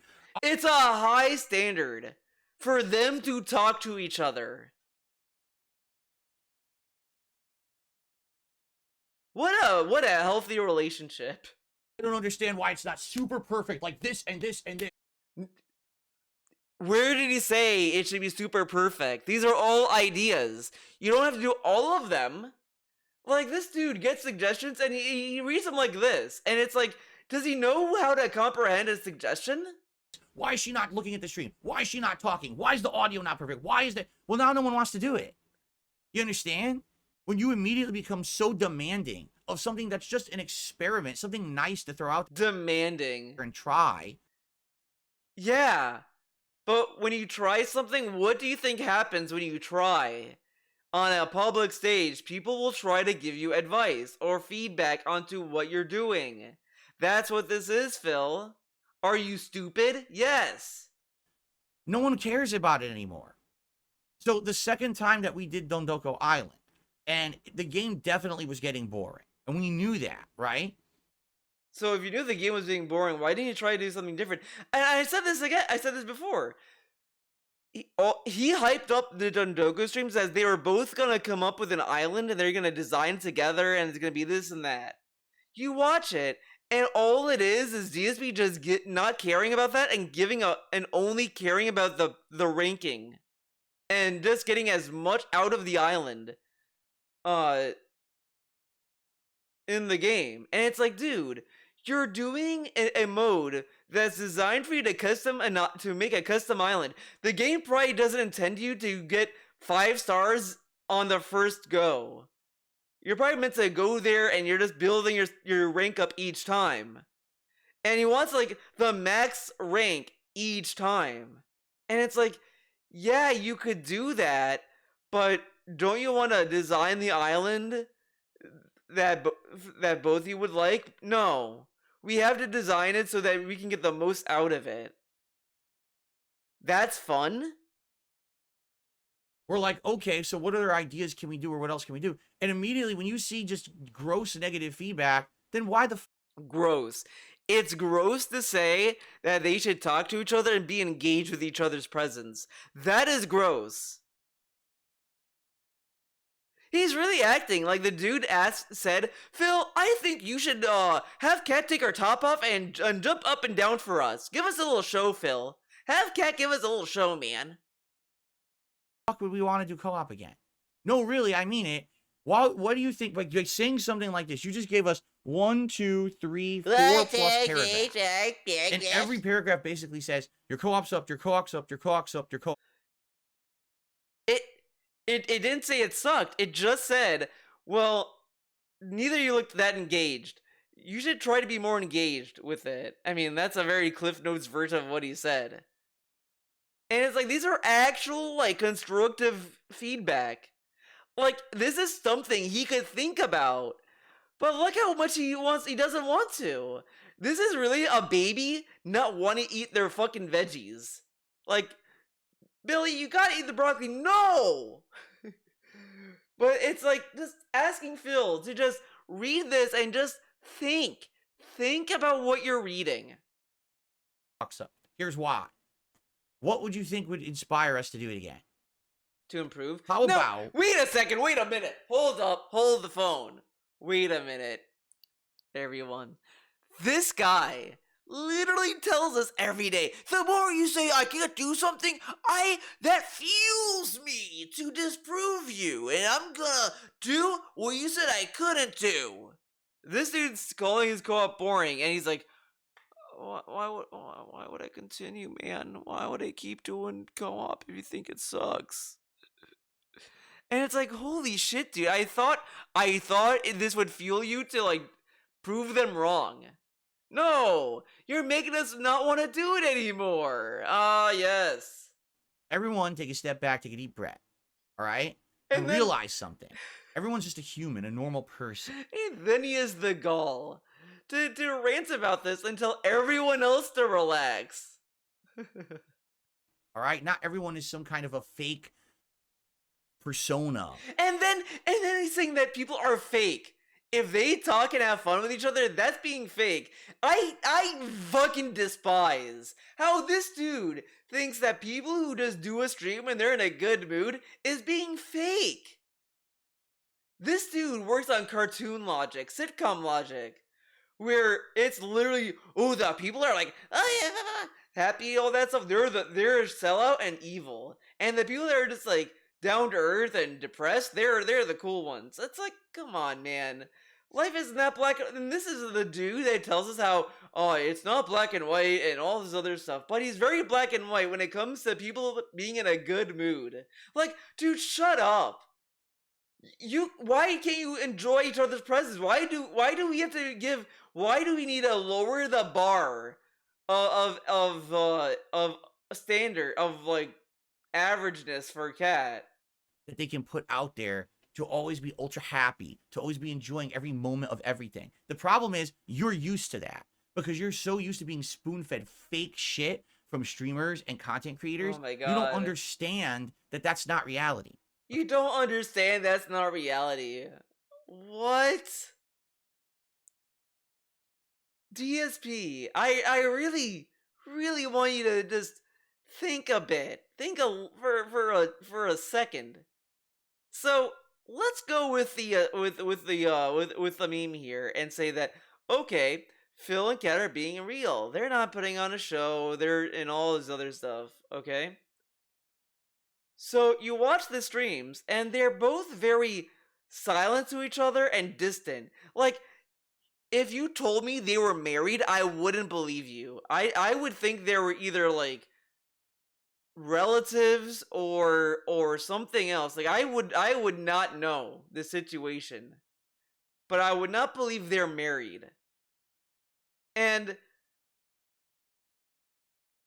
if that's the case, then it makes it seem like their actual relationship is pretty bad. So if he's being so real, then they must have a bad relationship then. But he tells us meaningful and happy. But when you see them together, it's not, you don't see that. You see the real them where they're distant and cold. Okay? When you watch us do co-op, you saw the first co-op stream went really well. We were making great progress in the game. We were having fun doing it. The second co-op stream, it got super boring, and that was relayed in the content. The first part was boring too, but the guy even mentioned in the fucking post that the game should not carry the weight of entertainment, which honestly, it's a sentiment that echoes in all of his content. Every fiber, every video, every stream of this guy, all of the enjoyment and entertainment is weighed by the game. And he has yet to figure out that's a problem.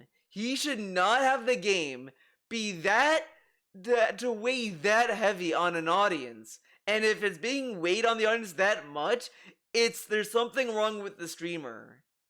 Regardless. And the fact that you have a stream with 2 people and that's still not enough to salvage it because the game is carrying the stream, that is even worse. Because that just means you're not an entertaining person. Like, dude, you don't go to a Big Bun Game Club stream and you don't see Retro, Just Gamer John, and me to sit there in silence staring at each other. We actually talk. You know, we dog on Teddy being a shitty character. Yeah, yeah, and we all love Final Fantasy VIII. It's the goated game. Like, we don't sit there and just like, yeah, guys, welcome to Big Bun Game Club. Like, but this guy has no chemistry with Kat. And you know, and he does his retrospectives back then when he watched him play games with John, and it never once occurred to him, why are these the most nominated segments? Yeah, you wanna know why? It's because you two are talking and having fun with each other. When Kat's there, it's like your mom is in the room. And yet again, we have the my mom, my wife situation. We decided not to continue it because we're real. We're not fake. We're not sitting here, everything's happy, everyone, like we're on fucking snorting pixie sticks and rainbow I relayed in the content, and we decided not to continue it because we're real. We're not we're fake. real. But the dude just says, why don't you just have fun with each other? Like, the dude is dude, listen to this. Your streams with Kat are meant to be a co-op experience where the two of you are having fun together. Having Kat play the game while you watch chat is not fun. Not for you two, and certainly not for anyone watching. We want you two to laugh and talk and enjoy being together. Like, he's pretty much like, and the thing is, what's so funny about all of this, he always tells us the point. I'm pretty sure he at one point he said that he wanted to do Dodo Island because the focus isn't the game mode, it's them being together. And that's what this guy is saying, the same thing. And he's saying, well, no, the game sucks. Like, okay, but you do realize if you're bored, and the audience will be bored too, no one is sitting there asking you to force the game mode to be fun. Like, that's insane to me. He's acting as if the dude is saying, you should play a game and just pretend to have fun with it. That's not what he's saying. He's saying, why don't you just have fun? Play a game and have fun. And it's like, no. And it wasn't fun. He didn't care about Dodoko Island. He only cared about the rewards it got. That's why when afterward, he was like so excited to reap the rewards of Dodoko. Like, you think that's a guy that had fun playing the mode with Kat? Like, come on. We're not sitting here, everything's happy, everyone, like we're on fucking snorting pixie sticks and rainbows and fucking high on Percocets and shit. We're not like that. I love he keeps dogging on people who take Percocets. I mean, that's very cool. Right? We're normal people. And you immediately, a second attempt that we try to do co-op, and things don't go as well because the game kind of got boring, immediately, here's a laundry list of things that went wrong, and how do you... DSP, you have a community post asking for suggestions. No one's gonna give suggestions for something that's working. Like, do you know what a suggestion is? not understand how... Because we're not doing it as a fucking professional deal, right? As a This is professional not deal? a paid employee who But knows... you got money. You got paid for doing it. I mean, I know he doesn't have a tips goal, but he still accepted money for doing it. Whatever. And if that's the case, then what is the harm of trying to make it better? This dude went on and on. Oh, we're trying new stuff. We're testing things out. We're doing this. We're doing that. And then, like, he gets feedback to test and experiment with. He doesn't want to even attempt to think about it or build off of it. Professionally what they're doing coming in to receive a paycheck. This is just us sitting down to do something fun together and to try to get her reintegrated into streams. All right? It's time to stop. And, you know, honestly, him talking about reintegrating Kat, it really just kind of comes off as grooming, and it's really kind of, it's not a fun image to think about when it comes to a guy like Phil and having a girlfriend or a wife. You know, like it. Usually, if it starts to sound weird, it's not a good sign. You know what I mean? Madness of everything must be held to this insane high standard. All right? It was nice she came by. If we find another game that we find that we want to do together that seems like it's going to be a fun co-op experience, we'll do that. And if not, we won't. People keep saying, why not play It Takes Two? Why not play? Because we're not interested. We're not. Why? Why aren't you interested? Like, why don't you want to try? It's on Game Pass. You can spend $0 on it. Like, this dude is like, we're not interested in it. Why? It's a co-op game. You want to do co-op. Why do you want to try? Isn't the point of streaming or playing video games is to try new experiences? This guy complains how there's not a lot of new experiences, man. Oh, all this stuff is the same old stuff, man. It Takes Two, from what I heard, is a very unique experience with co-op. Doesn't want to do it. Like, come on. You don't want to try? Oh, you're afraid that people are going to make fun of cats sucking at a video game. That must be it. Ugh. We're not going to do the co-op stream and pretend to like the game just to make a paycheck. That's not what we're all about. No one is asking him to pretend to like a game. They're saying, why don't you play a fun game? Why don't you try another game? Half the fun could just be trying. You could just try. Try. This dude is... And he's like, I try all kinds of stuff, man. I try all kinds of... I'm a variety streamer. I eat all kinds of food. I'm very open-minded. Okay, try this game. No! No! Oh my god, this dude is such a baby.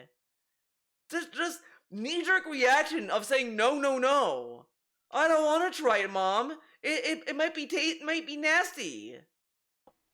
We're not gonna sit here and fucking waste everyone's time being characters on a stream. That's not the point. Yeah, you're wasting our time. So instead of wasting our time being characters, you're wasting our time by being corpses. Like that, it's the same difference.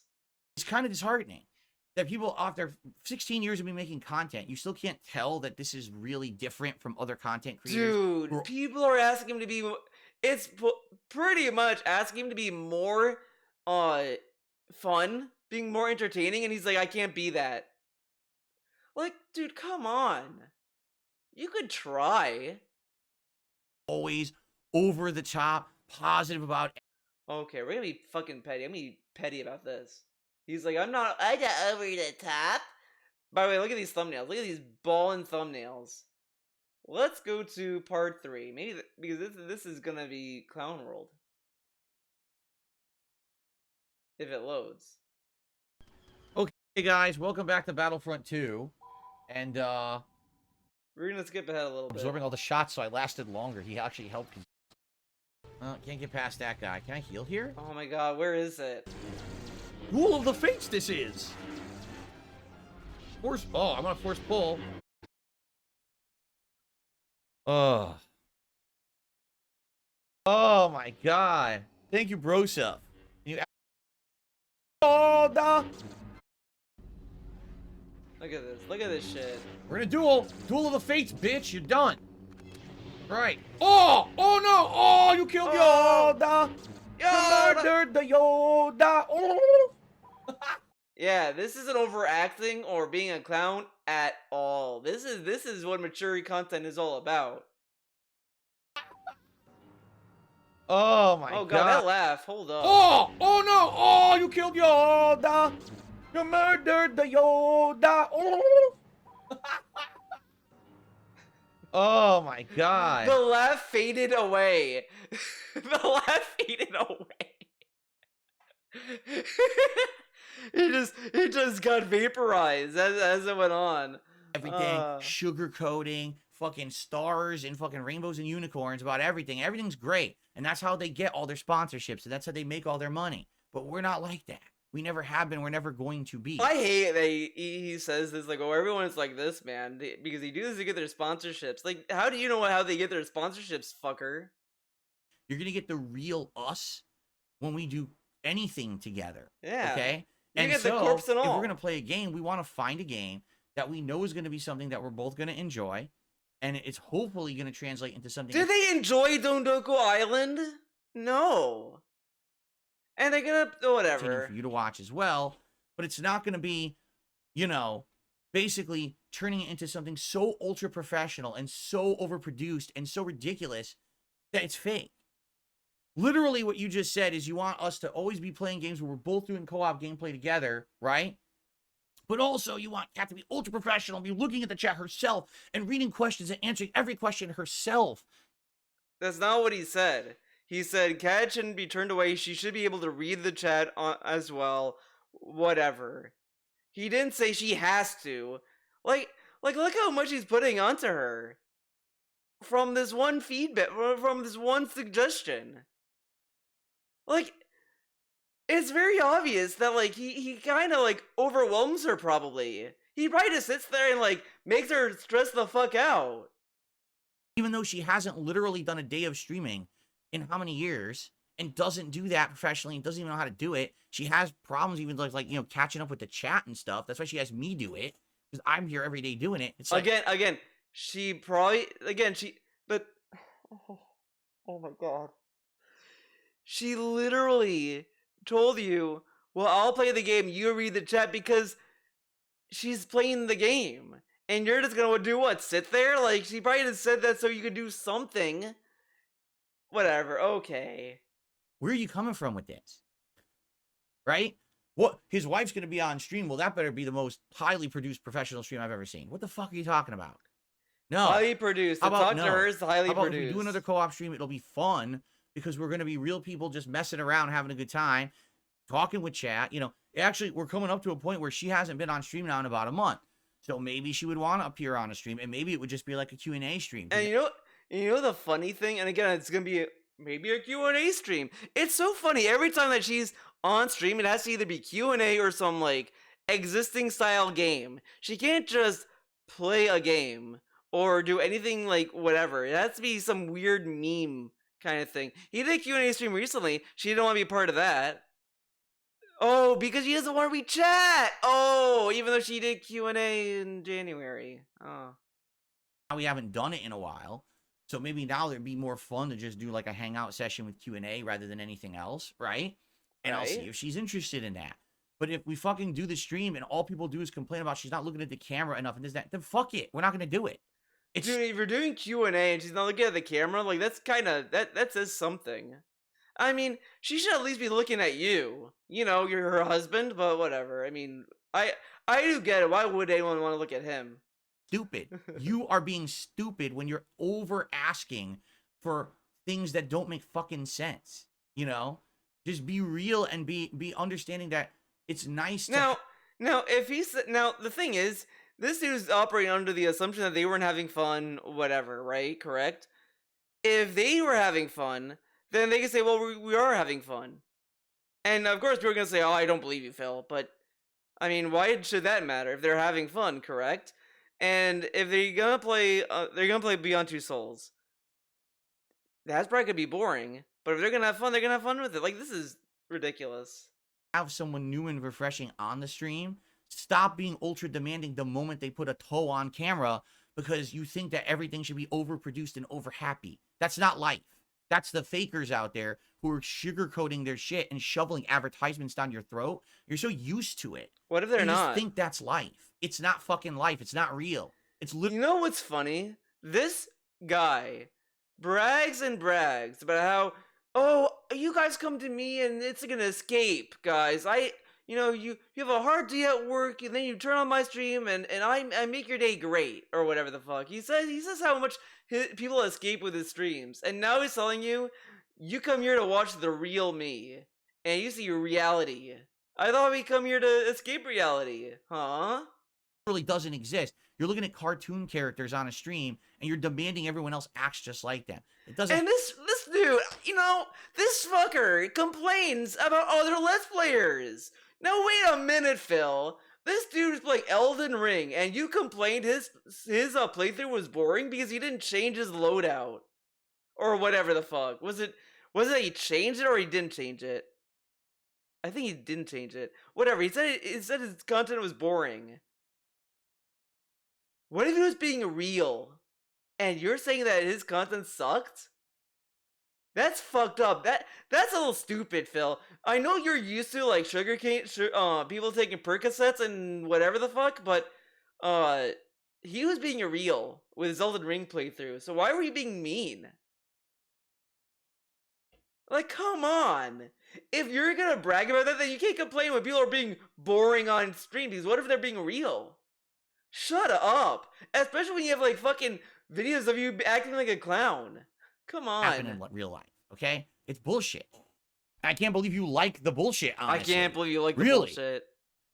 I think that is absolutely ridiculous that you think that that's something. This is ridiculous. This dude also said that you can like what you like and that's fine. I'm not gonna judge you or whatever. And then he says, I can't believe you like bullshit. Very cool. That someone should aspire to have on the stream. It's terrible, you know. It's terrible to aspire to have to shit, honestly. Really. Oh my god. I think that is absolutely ridiculous that you think that that's something that someone should aspire to have. It's insane to aspire to be entertaining or to have fun on camera. That is insane. I guess it is for Phil. On the stream. It's terrible, you know. Terrible. So yeah, here's the thing. Yeah, here's the thing. I definitely feel like we need to do stuff that's gonna be fun together. We thought Dondoko Island was And then he says this, and it's so funny. Because that's what the guy said. Oh, you should play fun games. And he just said, yeah, well, I'm trying a fun game. Oh, interesting. going to be fun together. It wasn't. It was fun at the very beginning, right? And then immediately got boring. But the truth is, that's the game mode, right? Like, I'm not even going to go back to do it. It's so boring, I'm not even going to do it in the game. Again, he said the whole point of it was for them to, like, have fun with each other. And they didn't, whatever. There's no point in doing the game mode when it really was superfluous. Superfluous. Ugh. I mean, what did you expect? Like, this is really dumb.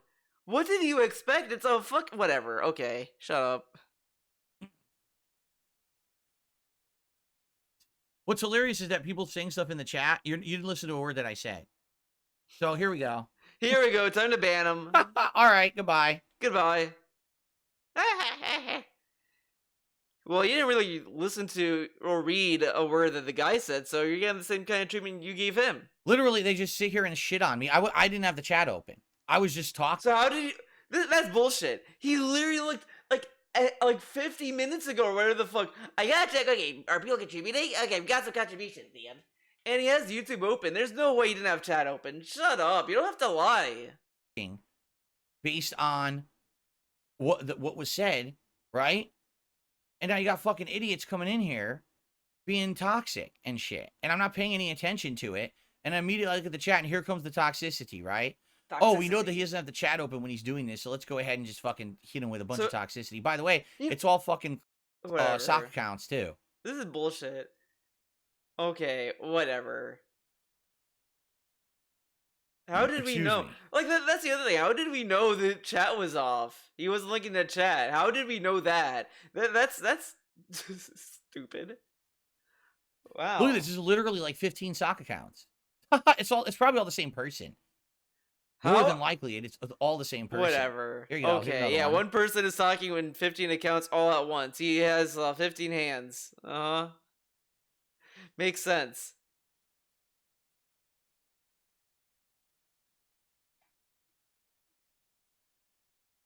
Oh my god, like fucking twitch your ears more, man. This dude. Okay, now we're seeing no one who's recognizable who we even know from the chat because they're all new accounts. Oh man, what? Here we go. Here's the other one. Okay, keep going. It's hilarious. They're all random names. No one who's recognizable who we even know from the chat because they're all new accounts. None of them even have profiles. What are you popping off? Right? Whatever. Okay. They're all the same fucking person. This is ridiculous. How does he know? Get a fucking life. And oh man, what a skip. Get a fucking life. All right, I think I finally got rid of them. All right. So anyway, here, allow me to give you my best feedback. Get a fucking life. This dude told another guy to get a life because he wrote constructive feedback. Wow. And stop sitting in my chat with 200 fucking stupid accounts there. We know it's all He's talking to the sock accounts. Oh, All the same okay. person. They're all the same account. Anyway, okay.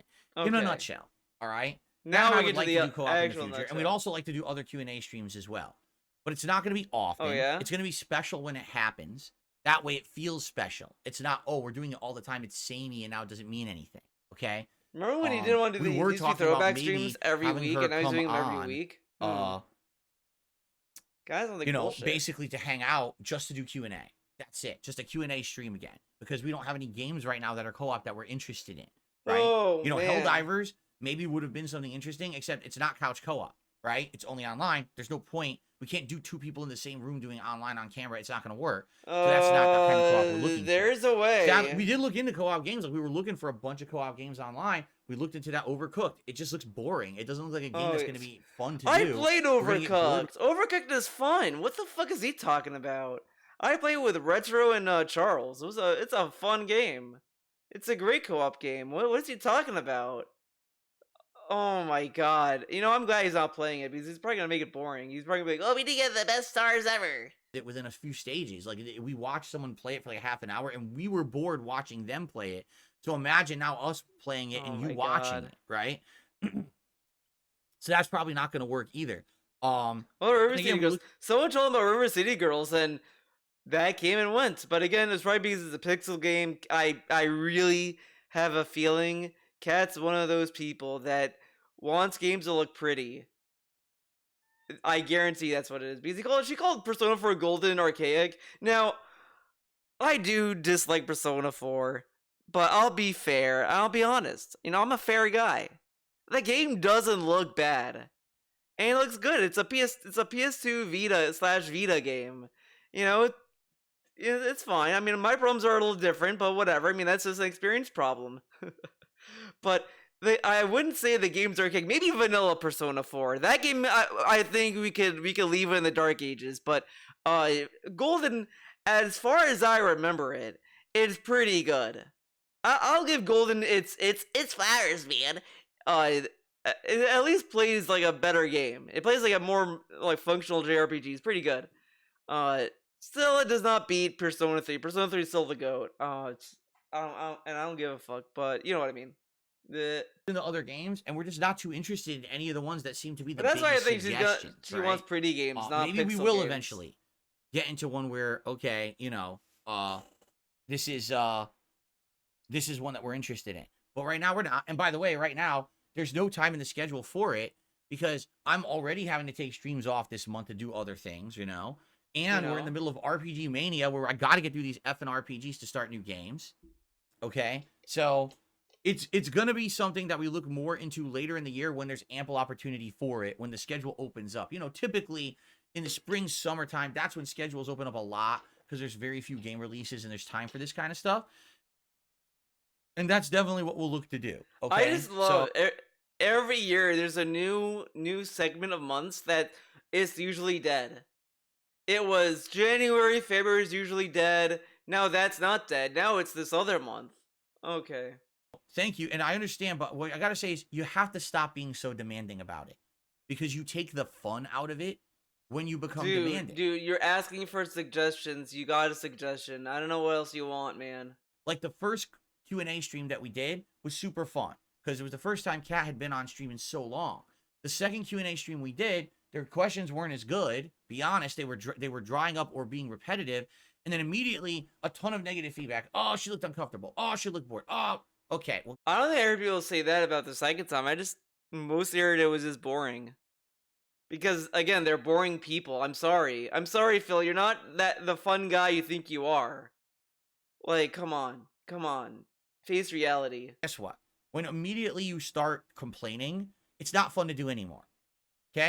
Remember, this is a dude that's receptive to feedback. He's open to feedback, by the way. The first stream of Dondoko Island, we were both engaged and having fun, and we were getting a lot of progress, and it wasn't boring yet. We were having a good time.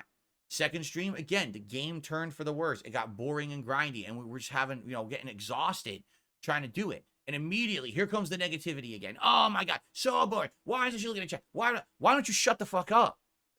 Really? Dude, you're asking for suggestions. He gave you I know it's redundant, but this dude, he's freaking out over a dude using the suggestion box the way it's meant to be used, and he's mad about it. Like, dude, if he made like a sentence of what this is, it would be so hard to understand, and DSP would be like, "What do you mean? Cat?" No, it'd be like, "Hey Phil, here's a suggestion for the co-op. Cat should talk more." What do you mean she should talk more? She talks. She did talk. And you see how that doesn't work? Like, come on. None of that helps. All that does is makes people uncomfortable. All right? If you want to be understanding. I think you make people uncomfortable. I think if these two were to react to this, like act upon this feedback, he'd make it more stressful than what's actually being asked. Because DSP is a very like ridiculous person in weird ways, and I guarantee he like put this risk onto Kat, and you know the rest. That if she's going to be on a stream, she's on a full-time streamer, it's going to be some uncomfortable moments. There's going to be some boring parts, right? If you could just shut your mouth for 5 seconds and try to enjoy just the fact that someone else wants to be in the content, then maybe they'd be more inclined in the content. She has to do something. Phil, she's a person. She's not a toy. She's not your little poster you could put there and then it can exist. She's a person. Like, she has to do a little bit more. I'm sorry, like, you can't just stream and do nothing and expect to be a winner. Like, come on. Come on. But the moment you start complaining about everything, because you think that you're so entitled to such the perfect level of content at all moments, is when things go south. Do you understand that? Really? How would things go south, though? The person made a suggestion. It would only go south if you took the suggestion and made it worse, stupid. The dude just has that fun, and he's like, and he's acting as if he's gonna take that suggestion and make it work for her. But it's like, you don't have to. But the fact that that's how you took it really says a lot. The fact that you took this person's suggestion and took it as make streaming seem like a job really says a lot about Phil. Like, it's insane. It does drive me nuts. It does. Because, you know, I see both sides of it. I see the public side of what you guys are saying, and I'm behind the scenes here with Kat, and I see how she reacts to this stuff, and it's just like... He said she was, like, ear to ear smiling and excited to be on stream or whatever. Can't people just be, like, happy that there's content in general? He was happy. He's just saying that it could be better. And I love that this dude says, Kat recently, so I'm asking you to be open to a change rather than rejecting this outright because it doesn't fit your view of how it should be. And look what he did. He rejected it because it doesn't fit how it should be to him. It's so funny. It's not even, oh, he rejected it because, you know, whatever, but he has a view of the co-op. But the thing is, there's no, like, harm in the things he suggested. It's one thing if the suggestion was, like, Kat should take off her top and should spin around on camera. That's not good feedback, and it's insulting, man, and all this other shit. Like, it's meaningless and stupid. Like, why do that? But this dude is saying, like, oh, you know, you should interact with her more, play a game that's more fun. Like, these are things that you can actually do that's reasonable. He's acting as if, like, this dude is asking him to, like, have Kat do backflips and have, like, do crazy shit that's unreasonable.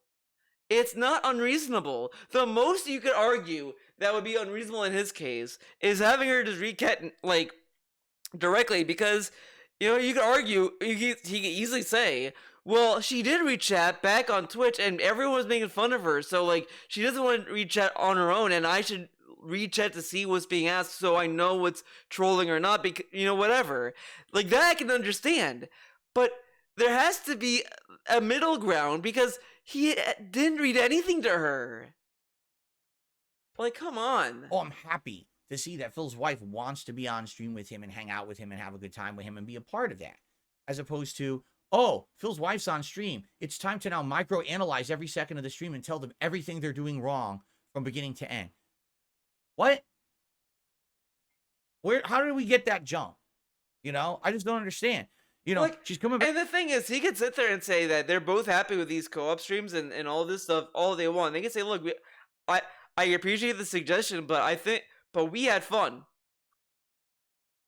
The game sucked, sure, and we'll try to find a better game, but we had fun with it. Whatever. I mean, there is far better ways to shoot down suggestions than what he's doing, than how he does it. It is so weird. This dude gets a suggestion box segment and he just is toxic and defensive about it. Like, I have seen people turn stuff down in polite ways. It's like this dude did not get any lessons in manners. To streams for the first time in And it 5 years. shows. Man, she better be absolutely prepared to be an ultra professional on that stream every second. What the fuck is wrong with you? That is how you turn people off from wanting to do stuff. You understand? But I guess not, because that seems to be the general attitude on YouTube. In general, just on YouTube in general. For example, when I started on YouTube back in the day, all right, and I would upload my crappy camera content that looked and sounded awful, but people found it funny. No exaggeration. When you watch the content back and you looked at the comments, it would be like, wow, this is excellent. Some free content. Someone's playing the game. Oh and I my get to see if god, it's this any good. dude! I hate this is so this is really fucking a bad mentality to have. Literally, that he's pretty much saying that people got more demanding and they didn't accept slop. Like, everyone accepted slop, and now they're actually saying maybe we should deserve better. And he's shitting on people for wanting better content. And the kicker, recently, I was catching up on a DSP React stream through Meerkat's restream, and DSP mentions about the rollback netcode. And you know what he says? Oh, people are so accepting of rollback, and they're not asking for better. So it's okay to demand better for rollback netcode and all this stuff, and it's okay for us to demand better content. But when we demand Phil to make better content for his channel, that is entitled and is ridiculous. Why can't we just be accepting of slop? Like, dude, you can't say that when you have such the same demands on anyone else. He doesn't know how rollback works, and let alone he doesn't even know how the coding works. How does he know that there's a better way to do it? What's his evidence? How does he know that there's a better answer to rollback netcode? Does he know how it works? Does he know how coding online multiplayer works at all? No, he has no experience. And he's like, well, I know that there should be better netcode. And it's like, sure, on paper, anything can be better. Oh, yeah, the iPhone is good, but, it's good as it is. Like, no, of course there's a better answer to the iPhone. There's a better answer to everything. We haven't made it, and it's in development as we speak. But it's just ridiculous how he acts. And then he's like, oh, people were accepting slop. Shut up. Shut the fuck up. Wow, the commentary's pretty funny. The gameplay's not great, but that's not what we're here for. We're happy just to have free content and to enjoy it. Now what's happened is... And people saying, oh, we just appreciate the free content. Shut up. No one said that. No one went to a YouTube channel and said, wow, free content. Wow. YouTube's been around for 15 years. Yeah, so the viewers are all homeless people and they're happy to get pennies or something. Like, dude, what is this view you have of your audience? It's oversaturated with content. So now it's like the moment someone uploads content, it must be of the absolute utmost, utterly polished, best at all moments content. Because if not, and the wildest thing, he's giving the speech that he'd give if he was comparing him to Maximilian, but he didn't. He just said, Cat and DSP and Cat should have fun together. That's all he is. And he's giving the speech as if he said, Maximilian dude has more fun with his pets or whatever the fuck. Like, come on. No. No. No. That's not reality. That's not life. That's not how it works. Okay? Really. Really? It's not. Why do people expect all of this? This is wild. You drive me nuts with this shit. Why do they expect this? My guy, you're posting stuff online. You're naturally going to be in the pool with everyone else. You have to kind of illustrate why they should stick around. And they can watch multiple people. But if you're not putting content that's good and they think that you're bored, they're going to give you suggestions. Why do you have a suggestion box? do. And the fun part is, I know for a fact that that's not everybody, right? There were some people who were just so happy to see Kat come on a stream after 5 years This away. dude. What is it? Yeah, because, we had years of, people were mean to her and this and that. So, of course, they're going to butter her up. That's the thing. That is the thing. How does he know that all those comments are not people just saying that so she would remain part of the content? And I hate how he treats it like this. Again, he doesn't treat Kat like a person, like at all, or an equal. It's really, really, really kind of fucked up. And he does this and he has no thought of what he said. And this is and sure you could say this is looking at it negatively, but again, I've never seen anyone talk about their significant other like this. Like, at all. It's nice just to have someone else on the stream. Or at least talk like this in a unironical tone. And it's someone who he loves, his significant other. They were just happy. And I'm grateful for that. We are grateful for that. For those who just wanted to see her and see how she was doing and just to listen to her talk and just hang out and do something a little. Do I need to pull up the fucking clips? What did she talk about? We got different. You know what I mean? You know what I mean? That's nice. And I'm grateful for those people. But for those who just want to be ultra demanding about every fucking part of everything that we do, that's ridiculous. And it's never going to be like that. Just to be straight with you, no, we're probably never going to get to a level where she's going to come on stream and it's going to be like ultimate production value. She's super. They will never get to a level where they're familiar with each other. Dude, are you insane? You live with each other. What? Comfortable looking at the chat. How? She'd have to be here every day just like me to get to this level. Not everyone can even just look at the camera and talk naturally. You know what I mean? So wait, we're comfortable looking at the chat. How? She'd have to be here every day just like me to get to this level. Not everyone can even just look at the camera and talk naturally. This is unreal. This is unreal. You know what I mean? So it's time to wake up. Man. Either you have her in content or you don't. It's funny.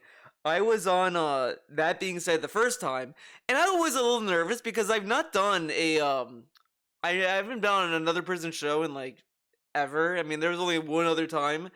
And then actually, it goes even further back. No one know this one because this is like a very like stupid fucking podcast I was on, to be honest. I don't even know the name of it, and it went literally nowhere. It was just something I just did because I just wanted to do it. But this guy, I had a feeling this guy didn't kind of regretted getting me on, because like, I think the podcast after I listened to it, and he sounded very like. It came off passive aggressive. I can't remember the name of this podcast because I don't think you'll find it. It was on Facebook of all things as well, but it's a really nothing podcast. But because I think he thought that I was a PC gamer, and when he found out I wasn't, he was like, because like the next episode he just starts off as like, well, this time I'm gonna talk about this. Like last week, whatever. It was just really weird, and I was just like I came by, what the fuck, man? It was really awkward. But I was like, okay, fine, whatever, and I moved on. So that's a very obscure one, but that was like that was a low point. That was like, wrong. Then the other one I went on was another guy. We talked about fighting games, which was good. We had a good discussion, so it wasn't bad. But the guy kept telling me, we're not gonna talk about DSP. We're gonna have you on, but just don't talk about DSP. I'm like, okay, yeah, that's fine. Like, and then and then he never had me on again. But whatever. But then, when that being said, so at that point, I was talking to ALT, and I was like, okay, this is fine. I was getting warmed up, whatever. They had me on a second time about the machinima stuff, and that was actually I felt more in a groove at that point. But I didn't it didn't take me times to get accustomed to it. It was just like I knew how to talk.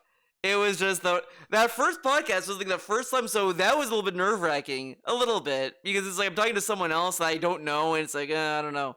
But then on the podcast about fighting games, that felt natural. It's like, okay, this is actually kind of right. We're talking about Guilty Gear, Skullgirls, Street Fighter, whatever. The only thing that I felt a little bit out of my league was I didn't know the ins and outs of a lot of fighting games at that point, because I was very casual at that point. But it was so fun. And then, that being said, it's just, I just kind of knew how to talk to people, because that's just kind of how you handle it, You're not. But half of it is, you have someone that's talking to you that you're playing off of. I feel like both the first episode of that being said and the second time I was on that show, it helped me because I was talking to someone and they were talking back. It wasn't like, ALT wasn't sitting there in silence. I'm just like, oh, yeah,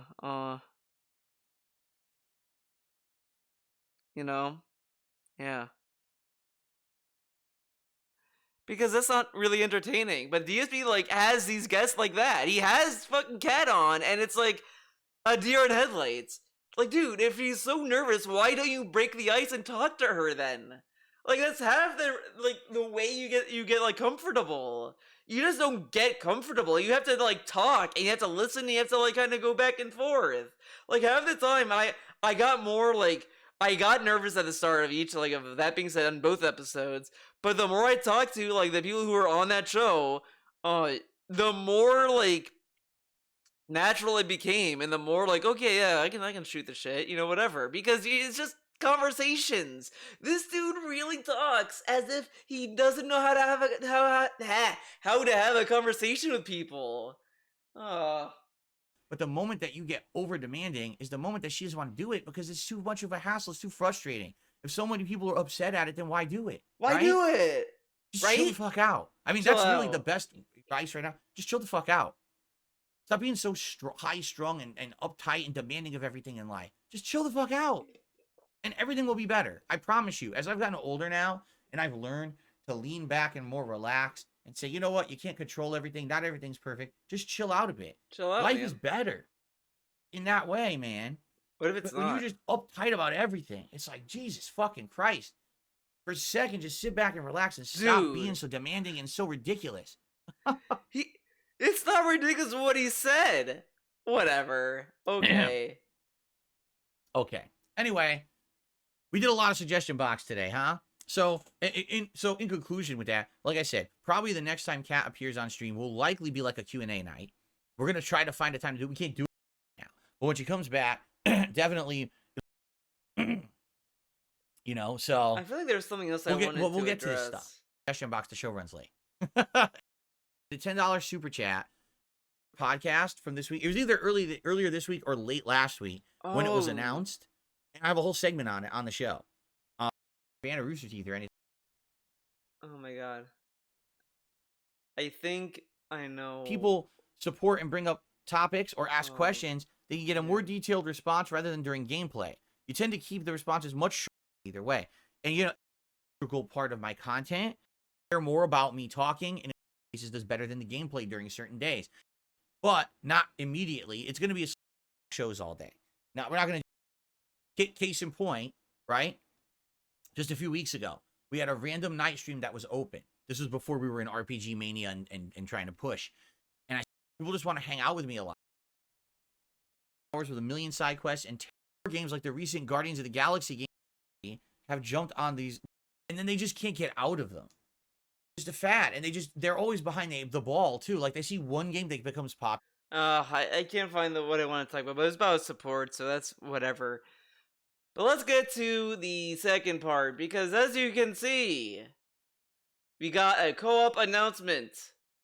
Let's fucking go. Hold up, I gotta lower the quality because it's DSP and we'll try 720p. Let's try it. I have another announcement. Okay, this actually works better. Oh, see, he didn't pause it again. He could not pause the fucking recording again. My wife and I talked about co-op. We've been talking about it for weeks because we want to do stuff on stream together. And I told you, if we couldn't figure anything out to play, she was probably going to come on stream and do a Q&A session with you guys because it's been a while now. You know, it's been a month, if you didn't know, since we did the Dunko Island co-op. And it didn't go anywhere. We stopped doing it, and since then we didn't really think of anything else, right? So we were talking about the various different things that we could do and the ideas that we had. And, you know, we looked up a bunch of games, a ton of games to try to look. And we're like, what are we going to do, right? So finally we came to a conclusion. Some of you are going to like it. Others of you are going to hate it. But I think for those of you who are into seeing us hang out and interact like a couple, right? And to enjoy a game together, which is what it's about, I think you're going to like what we came up with. If you're someone who's very demanding and has all this fucking laundry checklist of shit. Oh my god, we're still mocking that guy. This is bullshit. And like, fuck you. Literally, he's like, well, we're gonna do a game and that we're gonna be a loving family and we're gonna be cool. But if you have like, dude, you're whatever. You absolutely must require of any stream where two people are doing something together in a game, then you're gonna be very upset. All right, I'll tell you right now, if you're one of the laundry list checklist people, just leave. You're not gonna like these streams. Don't even bother attending them. All right, because that's not our intention. We're not doing this to be professional grade streamers. We're Cat is some kind of a veteran at this. And again, we're putting it all on Cat again. We're not doing this so Cat can be a professional. But dude, you want her to be accustomed to streams. If she's not a professional, or if that's not the intention, why do you want her to be accustomed to streams? Stupid. Everything's perfected. No, instead, it's two of us that want to do stuff together and just have fun. We want to have that social interaction. Again, that's what the dude said. The dude said, why don't you just do something that's fun? And he's mocking the dude anyway, even though he's doing what he said. We have off camera, on camera. In fact, to give you some perspective here, someone left some comments on videos recently. And they said, you know, all the things that you've been describing that you do together on your day off would be great for content. For example, imagine if the first time Kat played Tekken and you were teaching her basics and we got to see her play the arcade mode that you described. That would have been awesome. Imagine her trying to power walk. Why didn't you do that? Well, you see, she did not like Tekken 8, I guess. I don't know. Washing simulator and going through it and having, you know, doing the story of it. That would have been awesome. And this and that. And I'm thinking to myself, does this person not understand that, like, it's okay to have a life outside of a stream? Like, I don't have to have my stream on every moment that I'm out of this. Dude, are you stupid? Are you brain dead? Dude, why didn't you play Tekken 8 with Kat? On stream. You don't have to do it on your day off. So, oh, I get it. So, like, because she played it on her day off, it's like her day off game. But once she does it on stream, then it's job. What? They love games, by the way. They love it. They love video games. And we're having interaction. Like, when I take a shit, I don't need to have the stream on as the turds hit the water. And as we're cooking, we don't have to see as we're frying and sauteing in the pan. You don't need to see it singe and sear. You don't need to see the smoke coming out of the food that I'm going to eat. I can just tell you that we made it and ate it. You know, it doesn't. Not everything has to be broadcast live to an audience. There has to be like a separation of personal and public, and that's a dude just said, why don't you play Tekken together? And he's like, there has to be a separation. Dude, this I'm about to cry how dumb this fucking statement is. Like, are you really this stupid? Oh man, great thing when you have that. Okay, I don't want to 100% have our private lives be broadcast to the world. Some people don't understand it. Like, well, I don't understand. Dude, but she could just sit in the room and load up your version of Tekken 8. You own Tekken 8. You played Tekken 8. Why do you play it together on camera? Oh, you see, actually, that proves my point. Because she was learning the game offline with Phil. We cannot show that because then the trolls may make fun of Kat for learning how to play a video game or some shit. As I said, he doesn't want her to play video games where she has to put effort in. Because DSP thinks he's that stupid. Again, it's negative, but DSP doesn't do her any favors. He really paints that picture very well. Like, it's a very detailed painting. It's kind of wild. It's monetizable and people want to see it, so you should just do it. No. No, we shouldn't. We should have our own lives. That's the idea, is that I'm much happier now. I used to do that. I used to film and vlog everything in my home, and every trip that I went on and everything that I did was broadcast live to the internet, and a lot of people liked it, and it basically destroyed my life. It made it so that people became internet stalkers, that people became obsessed with me and my private life, and how fucked up it was that they're all over every little piece of my house. It's obsessive. It's fucking disturbing. If you guys heard the stories of shit that's happened to me and my family over the years, you would be shocked and shit my your pants. god. No, I don't believe it. Fuck you. Tell us what happened. Tell us about the dude who broke into Renton at this point. I'm so tired of this fucking nonsense story. You would be shocked. Dude. We saw someone enter your bank account. Post your bank leaks. Someone fucked with your internet. You got swatted. Like, swatting. Like, all this stuff has happened. What's worse than that? Like, do people come to your house regularly and then, like, walk in and say, hello, Phil, I know you're the guy. Like, at this point, this isn't gonna fly. I'm gonna need examples. Like, come on. Don't give attention to that kind of fucked up stuff. You understand? No. I don't need to fucking show you every aspect of my life, okay? Again, but the dude just said, why do you play Tekken 8? And he's talking about, like, filming bathrooms and stuff. Like, dude, he didn't say that, stupid. In line with what people are saying like that, you know, thinking about what would have been a game that my wife would have played and I would have liked to be there, either to participate in myself or to just sit there and do, like, you know, commentate on it. And what would have been something that we would have really liked to enjoy to do together that maybe we could just do on stream instead. And there's actually a game that we were talking about watching someone play or having her play, but we haven't found a means to have her play it because of our whole gaming situation. The gaming situation that people, like, you know, are not realizing. That sounds mean. But the reason why Kat cannot play Beyond Two Souls, she has a PlayStation 4. She does not have a PlayStation 5. But the reason, he said it, by the way, he did say this on stream. She doesn't want to unplug the Xbox Series S from the downstairs TV and plug in the PS4. That's too much work for them. That's why she doesn't play any PlayStation games anymore, because that requires a little too much work for her. Make it make sense. Okay.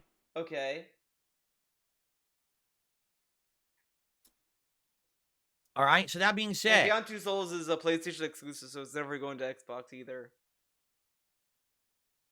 Here we go. Because some people are going to like this and some people are going to hate this. All right. So here we go. The game that we have decided on. People are just saying the most random shit in chat. It's hilarious. The game that we've decided on is a game that Kat has wanted to, again, play or watch for a while, and we didn't have the means, but then we were like, Eureka, why not? And I will give this. Oh my god, he just said I whatever. give credit Okay. to Slayer, who is not here today. Slayer. I wish he was here, but he's never here during the day streams. Slayer left a comment on one of my videos yesterday. Slayer. He's like, you know, this might work. And I talked with Kat about it, and we were like, actually, yeah, this would work 1,000,000%. What's the game? I think this is an excellent idea. It's a game that's not very long. It's a game with a very interesting story. It's a game where we could even maybe do some co-op, but I'll explain in a moment, because the game truly is co-op, but isn't. It's hard to explain. The game that I'm talking about, ladies and gentlemen.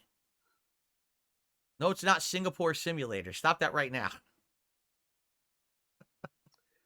All right. Well, the major one that came out before Detroit Become Human. And if you can believe it, it is co-op, but not really.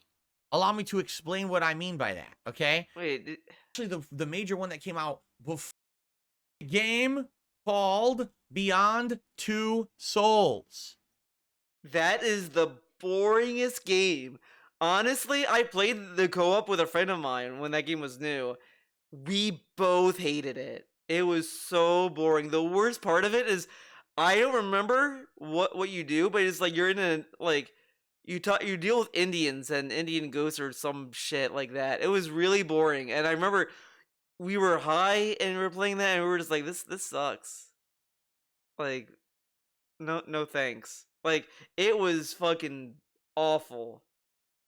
It is one of the older Quantic Dream games. It's actually the major one that came out before Detroit Become Human. And if you can believe it, it is co-op, but not really. Allow me to explain what I mean by that, okay? Plays the It ghost kid or is whatever. co-op, but people were actually disappointed at the time because they thought it was fully co-op and it's not. Okay? So how it works is you're the main character and that person, whoever player 1 is, plays as the main character with their control pad. Who is the main But character? then there's another It's character. gonna be so funny because man. It's gonna like be a test for Phil. Like, can he be a true ally or not? But he's probably gonna just say the character's name, not the actor's name. But you know that's there you go. We'll see if he's a true ally or not, man. That's a supernatural entity in the game. And if there's a second player, they can control the supernatural entity at certain points in the game. But there's never a point where you control them both at the same time. It kind of just swaps between the two. So you're basically just kind of a helper or an assist to the main character. All right. But here's the deal. But Number one, it's a great plot. It's No, a it's very not. interesting game. If no, you've never David seen Cage the game games have garbage plots. Shut up. I love how this dude is like such a David Cage fanboy. He's reacted to Heavy Rain, and I've never seen a dude work so hard to make the story sound good. He's like, well, they show this, but like, see, it makes you think. It's like, yeah, these are bad plots. Like, dude, the game didn't know who the killer was, and then like they say, oh, it was Scott Shelby, but it's like the plot comes out of nowhere. The story sucks, and he's like acting as if it's like a good plot. Like this dude is such an idiot. for, and you don't know the story, it's very interesting. Like it hooked Like me he when I was playing it. unironically likes Heavy Rain. I've never met a single person who unironically likes Heavy Rain, and if I do, I don't believe them. I think they're lying to me. There's no way, no way. This game came out in 2013, by the way. So it's been a long time since it's been out. And if you haven't followed it or played it yourself, it's a very interesting story. Okay, that's number one. Number two, Kat's never played it. She knows nothing. She's heard about it. She likes the Quantic Dream games. You know, recently we actually watched someone play Detroit Become Human. And then I'm watching myself play Heavy Rain every Sunday night on the DSP Throwback channel for the Retro React series. So we've been interested in this game for a while, and she's wanted to play it, and she can't play it because she doesn't have a PS5, and it's not on Xbox right now. Currently, It's on PS4. She could play it on PS4. the only console we have in the living room where she plays games is the Xbox, Yeah, and so see? it's not on there. So she just hasn't had access to it. So we stayed away. Originally, we were going to maybe watch someone else play it, but we kind of held off from it, and now we're actually happy that we did because here's the thing. The game's only around 8 to 10 hours long. So it would take only like 4 or 5 streams to beat it, which is good. It's a digestible game. It's episodic, right? It's not a game that has insane amounts of gameplay investment where we're going to be stressed or bored. Instead, it's an ongoing narrative. The narrative will get you excited to keep going. It gets you hooked and interested in the game as opposed to, oh, it's just But gameplay. this right? also That was like still falls in the same issue as the as what the guy said, where the game is the one that carries the stream. Like this dude didn't really like. This is just a band-aid on a sinking ship. with Dondoko. It's literally just grinding gameplay to get a reward. There's nothing to it. There's no story. There's nothing. With this, it's a narrative. It's interesting.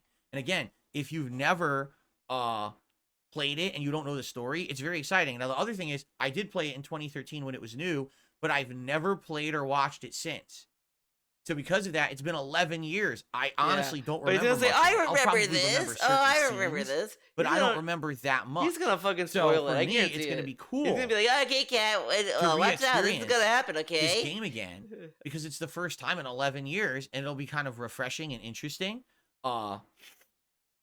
So niceness. the friendly gremlin says, "Are you going to call her Elliot Page or Ellen Page? You're not going to call her anything because it's a character in the game. It's not the actress or actor. It's a person in a game. Yeah, see? You don't have to call them by their real name. You don't have to. It's not a concern. Really, if we're saying we're going to play Beyond Two Souls of co-op and your major concern is, are you going to call the actor Elliot or Ellen? You don't have to be at the stream. You cannot attend. It's fine. Well, I mean, that's really what what's gonna be- about this situation, Phil? Like, is he gonna call, like, then with that logic, he should not call William Dafoe, right? Correct? Like, this is a little problematic. I mean, personally, I'd probably call him Elliot Page, because that's, you transition to be a man, and, let him be. That's what he wanted to do with his life, so be it. He could just say, "Oh, I'll call him Elliot Page," but I'm just gonna call him by the character name that's in the game. But he says it this way, so it's gonna be very funny when he's gonna be so, like, he'll say the character name, but he'll just say William Dafoe when William Dafoe shows up every time. I guarantee it, because this dude is he's an ally, man. In your mind the whole time, that's all you can think about. I think you need to take a step back from reality. It's a little fucking stupid thing to say. Honestly. I Okay? mean, I get the question itself is kind of like, it is technically kind of dumb, because it's like, we're playing a game. Like, why is this a talking point? But this dude kept talking about William Dafoe in this game all the time, so But it is a big question. To be fair, it is a big question to see if Anyway, he's a true ally, and that's what a true ally does. When they're tested, they try to hide. That's what an ally does, obviously. So anyway, all that being said, let's now start talking about this. But here's the thing. Here's the thing. Okay? RPG I overload. can't do it this week. There's no way. We are making a push to finish Baldur's Gate 3 and Like a Dragon. So once those games are done, all right, then we're going to bring this co-op into the fray. All right, we are. Now, this is so funny. It's hilarious, even. He told us he wants to get through Baldur's Gate 3 and Like a Dragon Infinite Wealth so that he could play other games like Dragon's Dogma 2 and all this other stuff. But now, suddenly, he wants to steamroll these games for a game no one even wants or asked for. Very cool. will we actually play it co-op? That's a good question, because it's actually funny. I read a few online reviews about how the co-op works. Wait. We're going to bring this co-op into the fray. All right, Hold we are. up. Now, will we actually play it co-op?